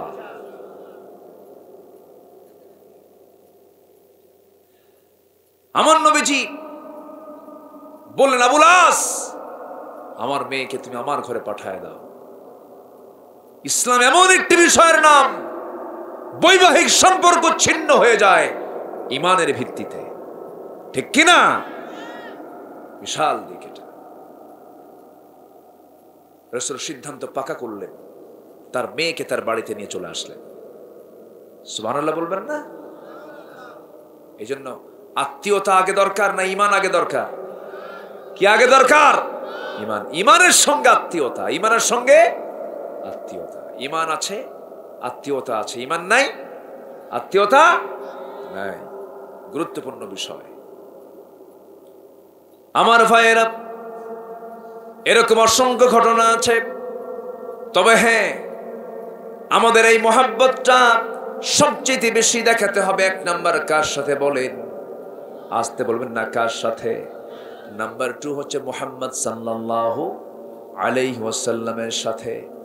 একটা ইতিহাস মনে পড়লো, আমার নবীজি সবচেয়ে বেশি মার খেয়েছেন তায়েফের ময়দানে দাওয়াত দিতে গিয়ে, আর একটা সবচেয়ে বেশি মার খেয়েছেন উহুদের প্রান্তরে দিন কায়েমের সংগ্রাম করতে গিয়ে। আর দুইটা জায়গায় সবচাইতে বেশি কষ্ট পেয়েছেন খাবার না পেয়ে। খাবার পান নাই, না খেয়ে থাকতে থাকতে ওই তায়েফে 3টা দিন 3টা রাত চলে গেছে, খাবার পান নাই। এইদিকে খন্দকের প্রান্তরে পরিখা খনন করতে নিয়ে আমার নবীজির 4টা দিন পর্যন্ত খাবার পেটে যায় নাই, কোনো পানি পেটে যায় নাই। এমনকি আমার নবীজি ক্ষুধার যন্ত্রণা সহ্য করতে না পেরে খন্দকের প্রান্তরে রাসূল পরিখা খনন করতে নিয়া কোদাল মারতে মারতে মাথার চুলগুলো ধুলা হয়ে গেছে, গোটা শরীরগুলো ধুলাই মলিন হয়ে গেছে। আমার নবীজি কোদাল মারতে মারতে, খাবার না থাকার কারণে কোদাল মারতে মারতে নবীজির কোমরটা কুঁজা হয়ে গিয়েছিল। আমার নবীজির শেষ সময় পর্যন্ত রাসূল কোনোদিন কোমর সোজা করে দাঁড়াতে পারেন নাই। উহুদে দাঁত ভেঙে দিয়েছে কাফের মুশরিকরা, আঘাতে তার দাঁত ভেঙে গেছে। এই দাঁত ভাঙ্গা নিয়ে মুখ নিয়ে আমার নবীজি শেষ নিঃশ্বাস ত্যাগ করেছেন। মুখে কোনো দাঁত ছিল না, 2টা সামনের দাঁত ছিল না। এত সস্তায় দিন আসে নাই। দিন কায়েমের জন্য যদি নবীজির কোমর ভাঙতে হয়, দাঁত ভাঙতে হয়, সেই দিন কায়েমের জন্য প্রয়োজনে যদি জীবন দিতে হয়, রাজি আছেন? রাজি আছেন কারা কারা? হাত উঁচু করে দেখান মুসলমান।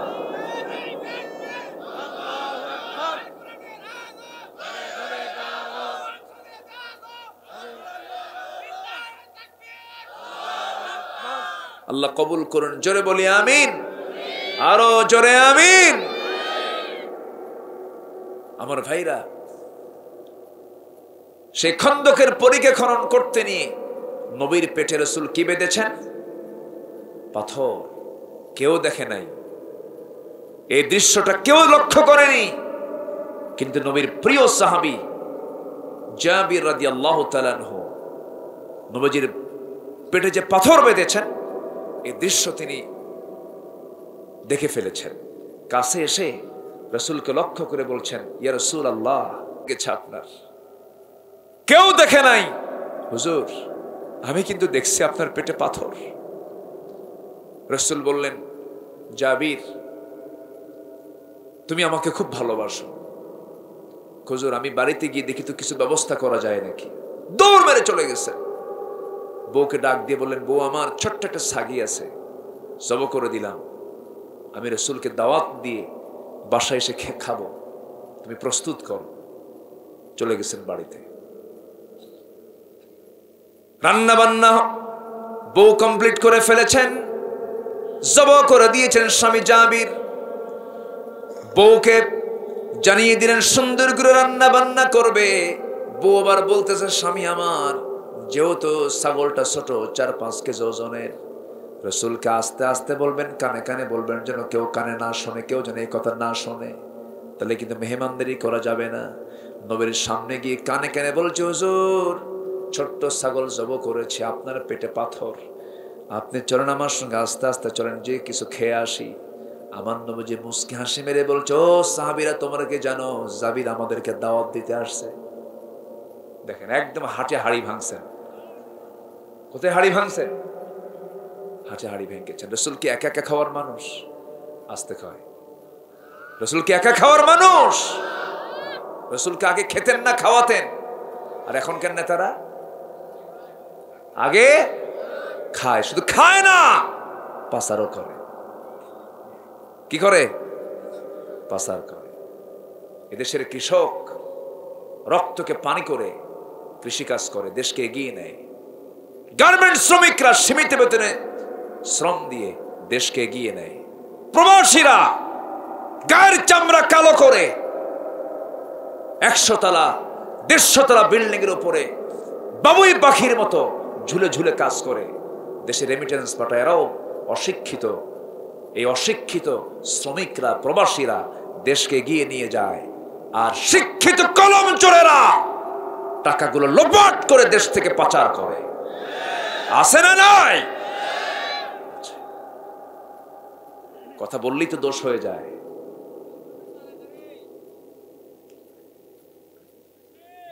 কথা বলবো, কথা বলবো।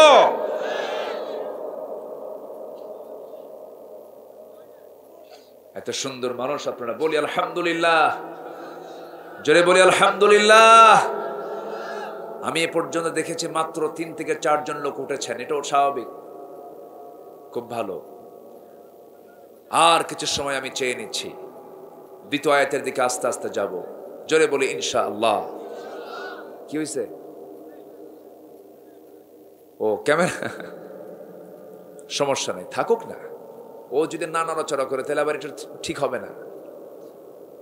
ক্যামেরাগুলো কিছু কল্যাণের কাজ করছে। আপনি শোনেন হাজার হাজার, আর এরা শোনায় দেয় কোটি কোটি মানুষকে। তো সবই তো ঠিক, আবার ধমকান কেন? হ্যাঁ,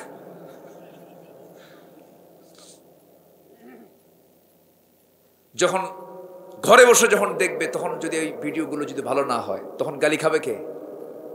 ওই ক্যামেরা, এই কি ক্যামেরা রেকর্ড করছো তুমি? বুঝেন নাই? তো যাই হোক, আল্লাহ তুমি সকলের খেদমতকে কবুল করো। জোরে বলি আল্লাহুম্মা আমিন। জাবির রাদিয়াল্লাহু তাআলা আনহু যখন শুনলেন যে রাসূল সবাইকে দাওয়াত দিলেন, ভাবতেছেন কাম তো সারছে আজকে আমার, কিভাবে কি করব? রাসূল বলছেন, জাবির কি চিন্তা করো, যাও বাড়িতে, আমি আসতেছি। এক ধমকে পাঠায় দিছেন। আমার নবীজির কোমর চলে না, ক্ষুধা, একাও খান না। নবীজি সারা জীবন আগে খাওয়াইছেন। আম্মা জান আয়েশা বলেন, আমি রাসূলকে কখনো আগে খাওয়াতে পারিনি। নবীজি আমার উল্টা খেদমত করেছেন, আমার হাত পা রাসূল টিপে দিয়েছেন। সুবহানাল্লাহ বলবেন না? খালি কোন হুজুর আমার বউ ভালো না, আপনি ভালো?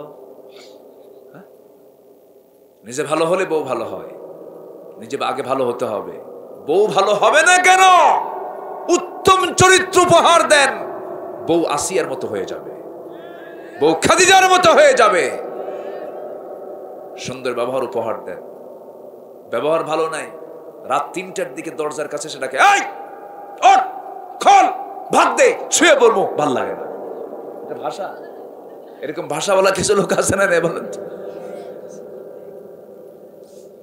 এই ভাষা শুনে বউ মনে মনে কই মরবে কোন দিন, সারাদিন বদ্ধ হতে আছে না নাই? বলেন তো, আছে না নাই?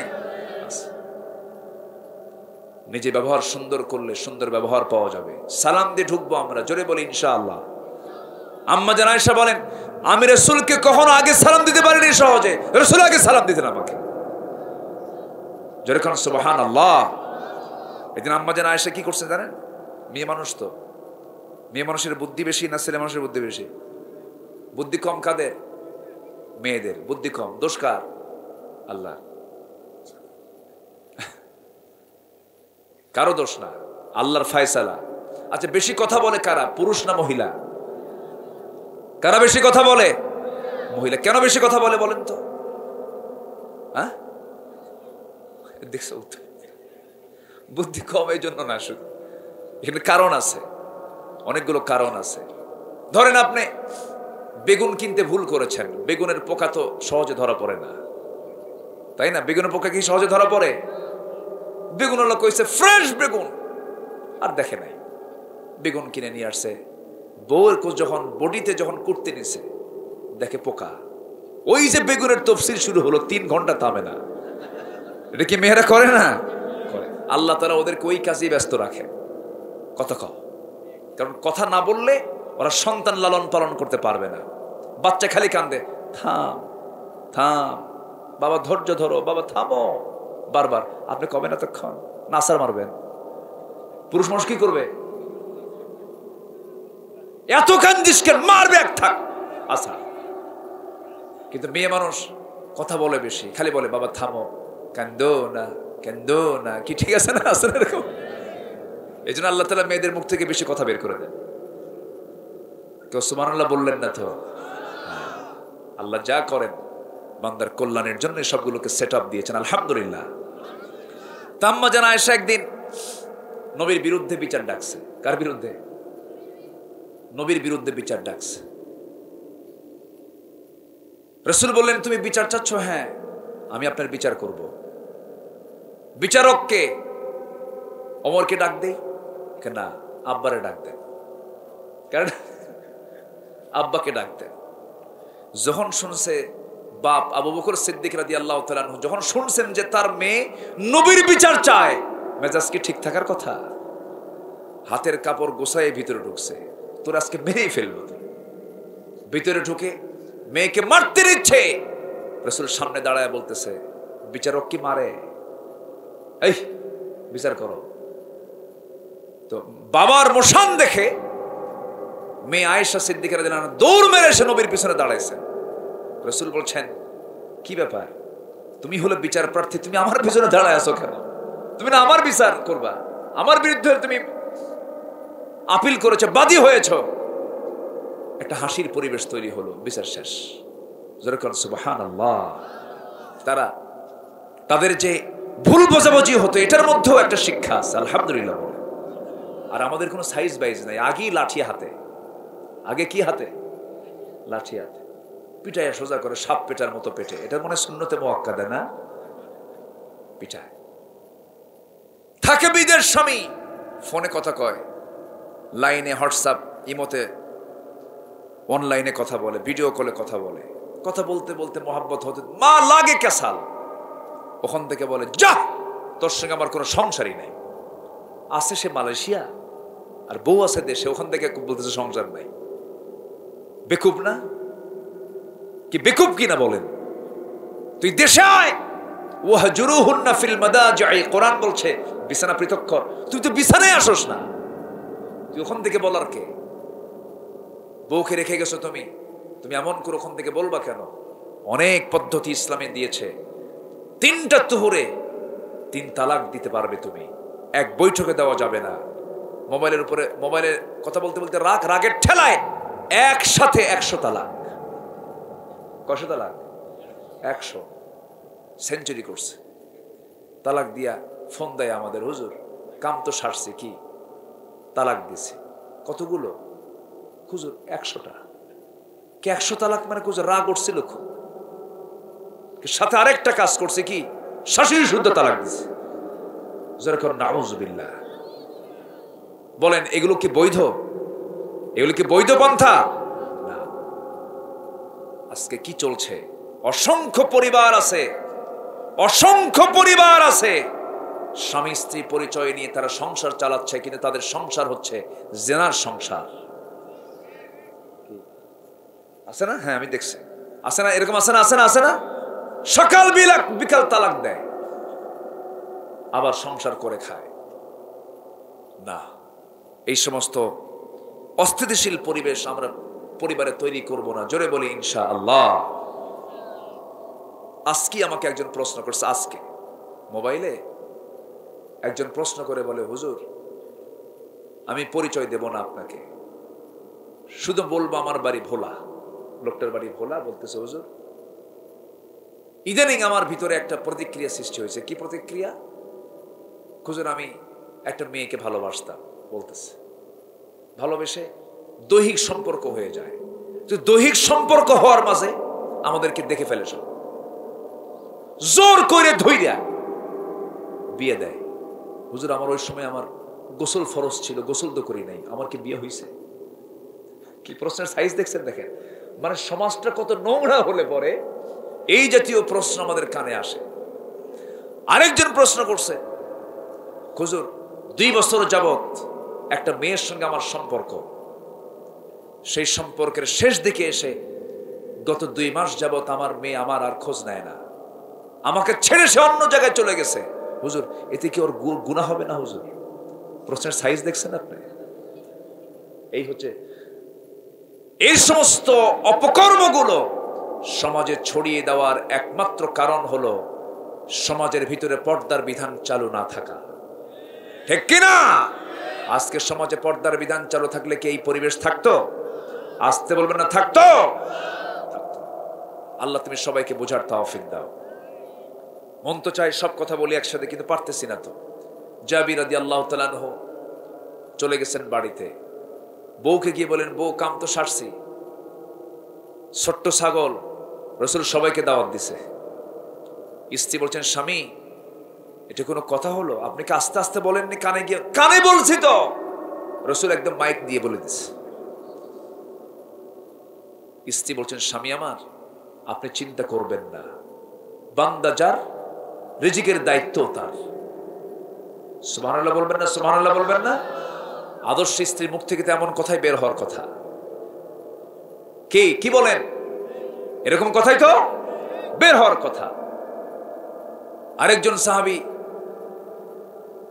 চলে গেছেন বাজার করতে, বউটা বলতেছেন, স্বামী 3 মাস যাবত বাজার নাই, এই যে আপনার কিছু কয়েন জমা করে আপনার হাতে দিলাম, একটু বাজার করে আনেন, একটু সন্তানদের নিয়ে তৃপ্তি মতো আজকে খাবো।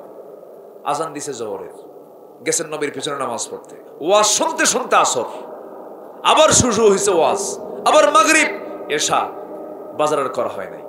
এশার নামাজ পড়ে ফেরার পথে রাসূল বলেন, তালহা এদিকে আসো, এই যে একটা মেহমান আছে, সবাইকে 3-4টা করে মেহমান দিছি বাড়িতে বাড়িতে, এই মেহমানটা নিয়ে তুমি রাতে একটু খেদমত করো। এদিকে বাজারই নাই। মেহমান সাথে নিয়ে ব্যাগটা ফাঁকা নিয়ে বাড়ির দরজা এসে ডাকতেছে, বউ আমার দরজা খোলো। দরজা খুলছেন, এই যে ব্যাগ, বাজার করার সময় হয় নাই, মেহমান নিয়ে আসছি। কারণ তো এইরকম আচরণ যদি আমাদের বউয়ের সঙ্গে আমরা করতাম, কি হতো? কি হতো? আগুন। কি হতো? আগুন। সেই স্ত্রী, সেই সাহাবীর স্ত্রী তালহা রাদিয়াল্লাহু আনহু স্ত্রী বলতেছেন, স্বামী আমার ব্যাগটা রাখেন, কোনো টেনশন করবেন না, বান্দা যার রিজিকের দায়িত্ব তার, কোনো টেনশন নাই। স্বামীকে শুধু বললেন, এই যে স্বামী, ওই যে তুষের একটা বস্তা দেখছি, তুষের বস্তাটা আমাকে একটু নামায় দেন। তুষের বস্তা নামায় দেওয়া হল। সেই তুষটাকে চালতে চালতে মোটে সামান্য কিছু জব, ওটাকে খুদ বলে আমার দেশীয় ভাষায় খুদ, জানলার মতো চালতে চালতে কিছু খুদ, কিছু জব বের হলো। সেই জবকে সুন্দর করে পিষে পিষে মোটে 2টা রুটি বানানো হলো। 2টা রুটিকে সুন্দর করে প্রস্তুত করে দিয়া স্বামীকে ডাক দিয়ে বলছে, স্বামী আমার, এই রুটিগুলো 2টা নিয়ে মেহমানকে দিয়ে চট করে ওই ঘর থেকে বের হয়ে আসবেন। বসে থাকলে একটা রুটি আপনার খাওয়া হবে, মেহমানের পেটটা ভরবে না। বের হয়ে আসবেন, আমাদের ঘরে ঢোকার সঙ্গে সঙ্গে আমরা লাইট বন্ধ করে বুঝাই দেব আমরা খাবার দাবার খেয়ে নিয়েছি, কিন্তু তারা কিছুই খান নাই। ফজরের সময় যখন হলো, তালহা রাদিয়াল্লাহু তাআলা আনহু ওই মেহমানকে নিয়ে ফজর নামাজ মসজিদে চলে গেলেন। নামাজ শেষ হওয়ার সঙ্গে সঙ্গে রাসূল পিছন থেকে ডাক দিচ্ছেন, তালহা এদিকে আসো। তালহা কাঁদতে কাঁদতে বলছে, হুজুর খেদমত তেমন করতে পারে নাই, আমি দুঃখিত, আমাকে মাফ করে দিয়েন, আপনাকে মনে হয় জানায় দিছে কেউ। রাসূল বললেন, না রে না তালহা, আমি তেমন কোনো সংবাদ জানি নাই, তবে সংবাদটা এটাই জেনেছি, গত রাত্রে তুমি এবং তোমার স্ত্রী যে পরিমাণ মেহমানের খেদমত করেছো, আরশ আজিম খুশি হয়ে গেছে। জোরে কান সুবহানাল্লাহ। আমার ভাইরা, জাবির রাদিয়াল্লাহু তাআলা আনহু স্ত্রীকে বললেন, স্ত্রীকে বললেন, আমার স্ত্রী রান্না বান্না কমপ্লিট হয়েছে নাকি? কমপ্লিট হয়ে গেছে। রাসূল বললেন, ও জাবির, তোমার স্ত্রীকে বলে দাও যে হাড়িতে রান্না করেছে সে হাড়ির ঢাকনা যেন সে না তোলে, যে পাতিলের মধ্যে রুটি বানায় রেখেছে সেই পাতিলের ঢাকনা যেন সে না সরায়। আমি বিশ্বনবী কাউকে বন্টন করতে দেব না, আমি নিজে আজকে সাহাবায়ে কেরামকে বন্টন করে খাওয়াবো। জোরে কান সুবহানাল্লাহ। রাসূল ছিলেন বাবুর্চি। কি ছিলেন? বাবুর্চি খাওয়ায় না? খাওয়ায়। রাসূল এগুলোর দায়িত্ব পালন করতেন। একদিন যুদ্ধের শেষ করার পর রান্না বান্নার দরকার। রাসূল বলেন, কে কে রান্না বান্নার কাজ করবে বলো। হুজুর আমি আছি, আমি আছি, আমি আছি। তুমি কি করবা? আমি এই করবো। তুমি কি করবো? আমি রান্না করবো। তুমি কি করবো? আমি বাজার সংগ্রহ করব। সব কাজ সবাই নিয়ে নিছে। তোমরা আমাকে দায়িত্ব দিবা না? হুজুর আপনাকে আমরা আবার কি দায়িত্ব দিব? কেন আমাকে একটা দায়িত্ব দাও। কেউ বলে না। রাসূল নিজে বলেন, শোনো একটা কাজ বাদ আছে। কি? জ্বালানি সংগ্রহ করতে হবে, লাকড়ি সংগ্রহ করতে হবে। এই লাকড়ি সংগ্রহের দায়িত্ব আমি রাসূল নিজে নিলাম। যাও। সবচেয়ে কঠিন কাজ কোনটা বলেন? কোনটা? লাকড়ি। বিশ্ব নবী তিনি নিজেকে কখনো স্বতন্ত্র মনে করেননি। সুবহানাল্লাহ বলেন। রাসূল কখনো কারো দ্বারা খেদমত নেননি। নবীজি নিজের কাপড় নিজে সেলাই দিতেন যদি ছিঁড়ে যেত। নিজের জুতা কাউকে বহন করতে দেননি। নিজের ঘর নিজে ঝাড় দিতেন। সাইয়েদনা আনাস বলেন, তার খাদেম বলেন, 10 বছর আমি খেদমত ছিলাম রাসূলের। রাসূল আমাকে একটা দিন বলেননি গ্লাস নিয়ে আয়, এটা নিয়ে আয়, কোনোদিন বলেননি। রাসূল বরং আমার উল্টা খেদমত করছেন। জোরে কোন সুবহানাল্লাহ। বিশ্ব নবী আমার নবীজি ঢাকনার কাছে গেলেন। হাড়ির কাছে গিয়া ক্ষুধার্ত পেট, নবীজির মুখে হাসি কখনো থামতো না।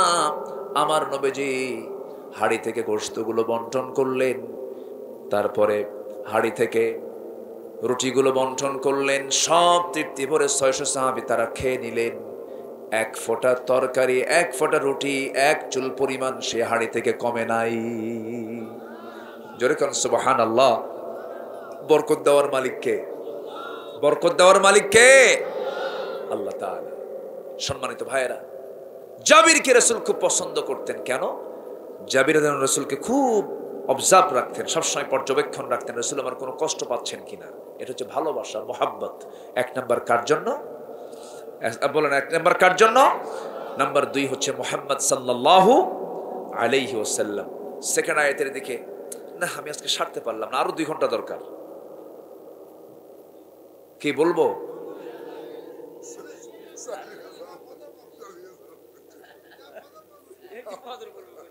আল্লাহ বলি আলহামদুলিল্লাহ, বলি আলহামদুলিল্লাহ।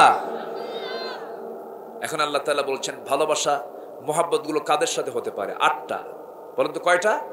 8টা। এখানে 8টা শ্রেণীকে আল্লাহ তাআলা তুলে ধরেছেন, 8টা জিনিসকে আল্লাহ তাআলা তুলে ধরেছেন। এখানে ব্যক্তিও আছে, কিছু জিনিসও আছে, কিছু বস্তুও আছে। যেরকম কুল ইন কানা আবাউকুম, তোমাদের আব্বা, আবনাউকুম তোমাদের সন্তান, ওয়া ইখওয়ানুকুম তোমাদের ভাই, ওয়া আজওয়াজুকুম তোমাদের স্ত্রী, ওয়া আশিরাতুকুম তোমাদের গোত্র, ওয়া আমওয়ালুন ইখতারাফতুমুহা তোমাদের মাল, ওয়া তিজারাতুন তাখশাউনা কাসাদা তোমাদের ব্যবসা, ওয়া মাসাকিন তারদাউনাহা তোমাদের প্রিয় বাসস্থান। বাসস্থানের টান আছে না নাই বলেন তো? আছে। এই 8টা জিনিস, বাপ, ভাই, ছেলে, স্ত্রী, গোত্র, মাল, ব্যবসা, বাড়ি, এই 8 জিনিসের চাইতে আহাব্বা ইলাইকুম তোমাদের কাছে বেশি প্রিয় হতে হবে মিনাল্লাহ, আল্লাহ, রাসূল এবং জিহাদ। এই 3টা জিনিস যদি এগুলোর চাইতে বেশি প্রিয় না হয়, আমি আল্লাহ তোদেরকে বলে দিচ্ছি তোরা ফাসিক। তোরা কি? তোরা কি বলেন? ফাসিক। কে বলছেন? আল্লাহ বলছেন। তাহলে যদি ভালোবাসতেই হয়, 1 নাম্বার কাকে বাসবো? যদি মোহাব্বত করতেই হয় 2 নাম্বার মোহাব্বত করব কাকে? মুহাম্মদ সাল্লাল্লাহু। আর একটা ইবাদতের কথা আল্লাহ তাআলা বলেছেন, জিহাদ নামক ইবাদতকে এখানে ইনক্লুড করেছেন। জিহাদের নাম শুনে অনেকে নাক শিকায় তোলে, আছে না? জিহাদ কিসের? এই জাতীয় কথা বলার মতো কিছু কুলাঙ্গার আছে না আমার দেশে? আসতে বলবেন না, আছে না নাই? তারাই বলে যারা মদের পক্ষে কথা বলে, যারা জিনার পক্ষে কথা বলে, যারা সুদের পক্ষে কথা বলে। সুদ, মদ, জিনা আমার দেশে আছে না নাই? কে নিষিদ্ধ না আইন আকারে? বলেন বলেন, নিষিদ্ধ না আইন আকারে? মদের বিল সংসদে আছে না? বলেন, বেশ্যাবৃত্তির লাইসেন্স আছে না? আছে না? আছে। সুদ হারাম। সুদ কি? আমার দেশে সুদ আছে না নাই? হোল ব্যাংকগুলো সব কি? সুদ। তাহলে আমার বন্ধুগণ, এই যে হারাম কাজগুলো, এই হারাম কাজগুলো বন্ধ করার জন্য যে চেষ্টা, এটার নাম কি? আসতে বলে, এটার নাম কি? যে বলে জিহাদ নাই ও আকাম কুকাম করবে, এই জন্য কয় জিহাদ নাই। কথা বোঝেন নাই? জিহাদ ছিল, আছে, থাকবে। এবং জিহাদকে প্রিয় মনে করতে হবে। আহাব্বা ইলাইকুম মিনাল্লাহি রাসূলিহি ওয়া জিহাদিন ফি সাবিলি, প্রিয় মনে করতে হবে। এবং আল্লাহ তাআলা হুমকি দিচ্ছেন, আমি ফাসিকদেরকে হেদায়েত দেই না, যারা এগুলো করে তারা হলো ফাসিক। আল্লাহ তাআলা এই অপকর্ম থেকে, এই অসৎ কর্ম থেকে আল্লাহ তাআলা আমাদেরকে পরহেজ রাখুন। জোরে বলি আমিন। ফজর নামাজ আছে না নাই বলেন তো? ফজর পড়বেন কারা কারা, একটু হাত তুলে দেখেন তো দেখি। হ্যাঁ দেখি, একটু চেক করি আমলের ফলাফল কি হলো, ওয়াজের ফলাফল কি হলো। জোরে বলি ইয়া আল্লাহ, আমাদেরকে ফজর, জোহর, আসর, মাগরিব, ইশা 5 ওয়াক্ত সালাত আদায় করার তৌফিক তুমি আল্লাহ দিয়া দাও। জোরে বলি আমিন, আরো জোরে আমিন, আরো জোরে আমিন। মা বোন যারা আসছেন, চামড়াটা ঢেকে রাখবেন। আপনার সৌন্দর্য দেখবে স্বামী, একটা নারীর সৌন্দর্য দেখবে কে? স্বামী। স্বামী ছাড়া কারোর সামনে ডিসপ্লে করে নিজের দেহ দেখানো যাবে, নিজের চেহারা দেখানো যাবে, কিন্তু যার স্বামী নাই সে কাকে দেখাবে? না ঠিক আছে, কথা একদিকে ঠিক আছে, কারণ কিন্তু ওটা বলতেছি না, ওইদিকে না। যার স্বামী নাই সেই মহিলা সুন্দর করে যে সাজে, রাস্তায় যে বের হয়, কাকে দেখায়?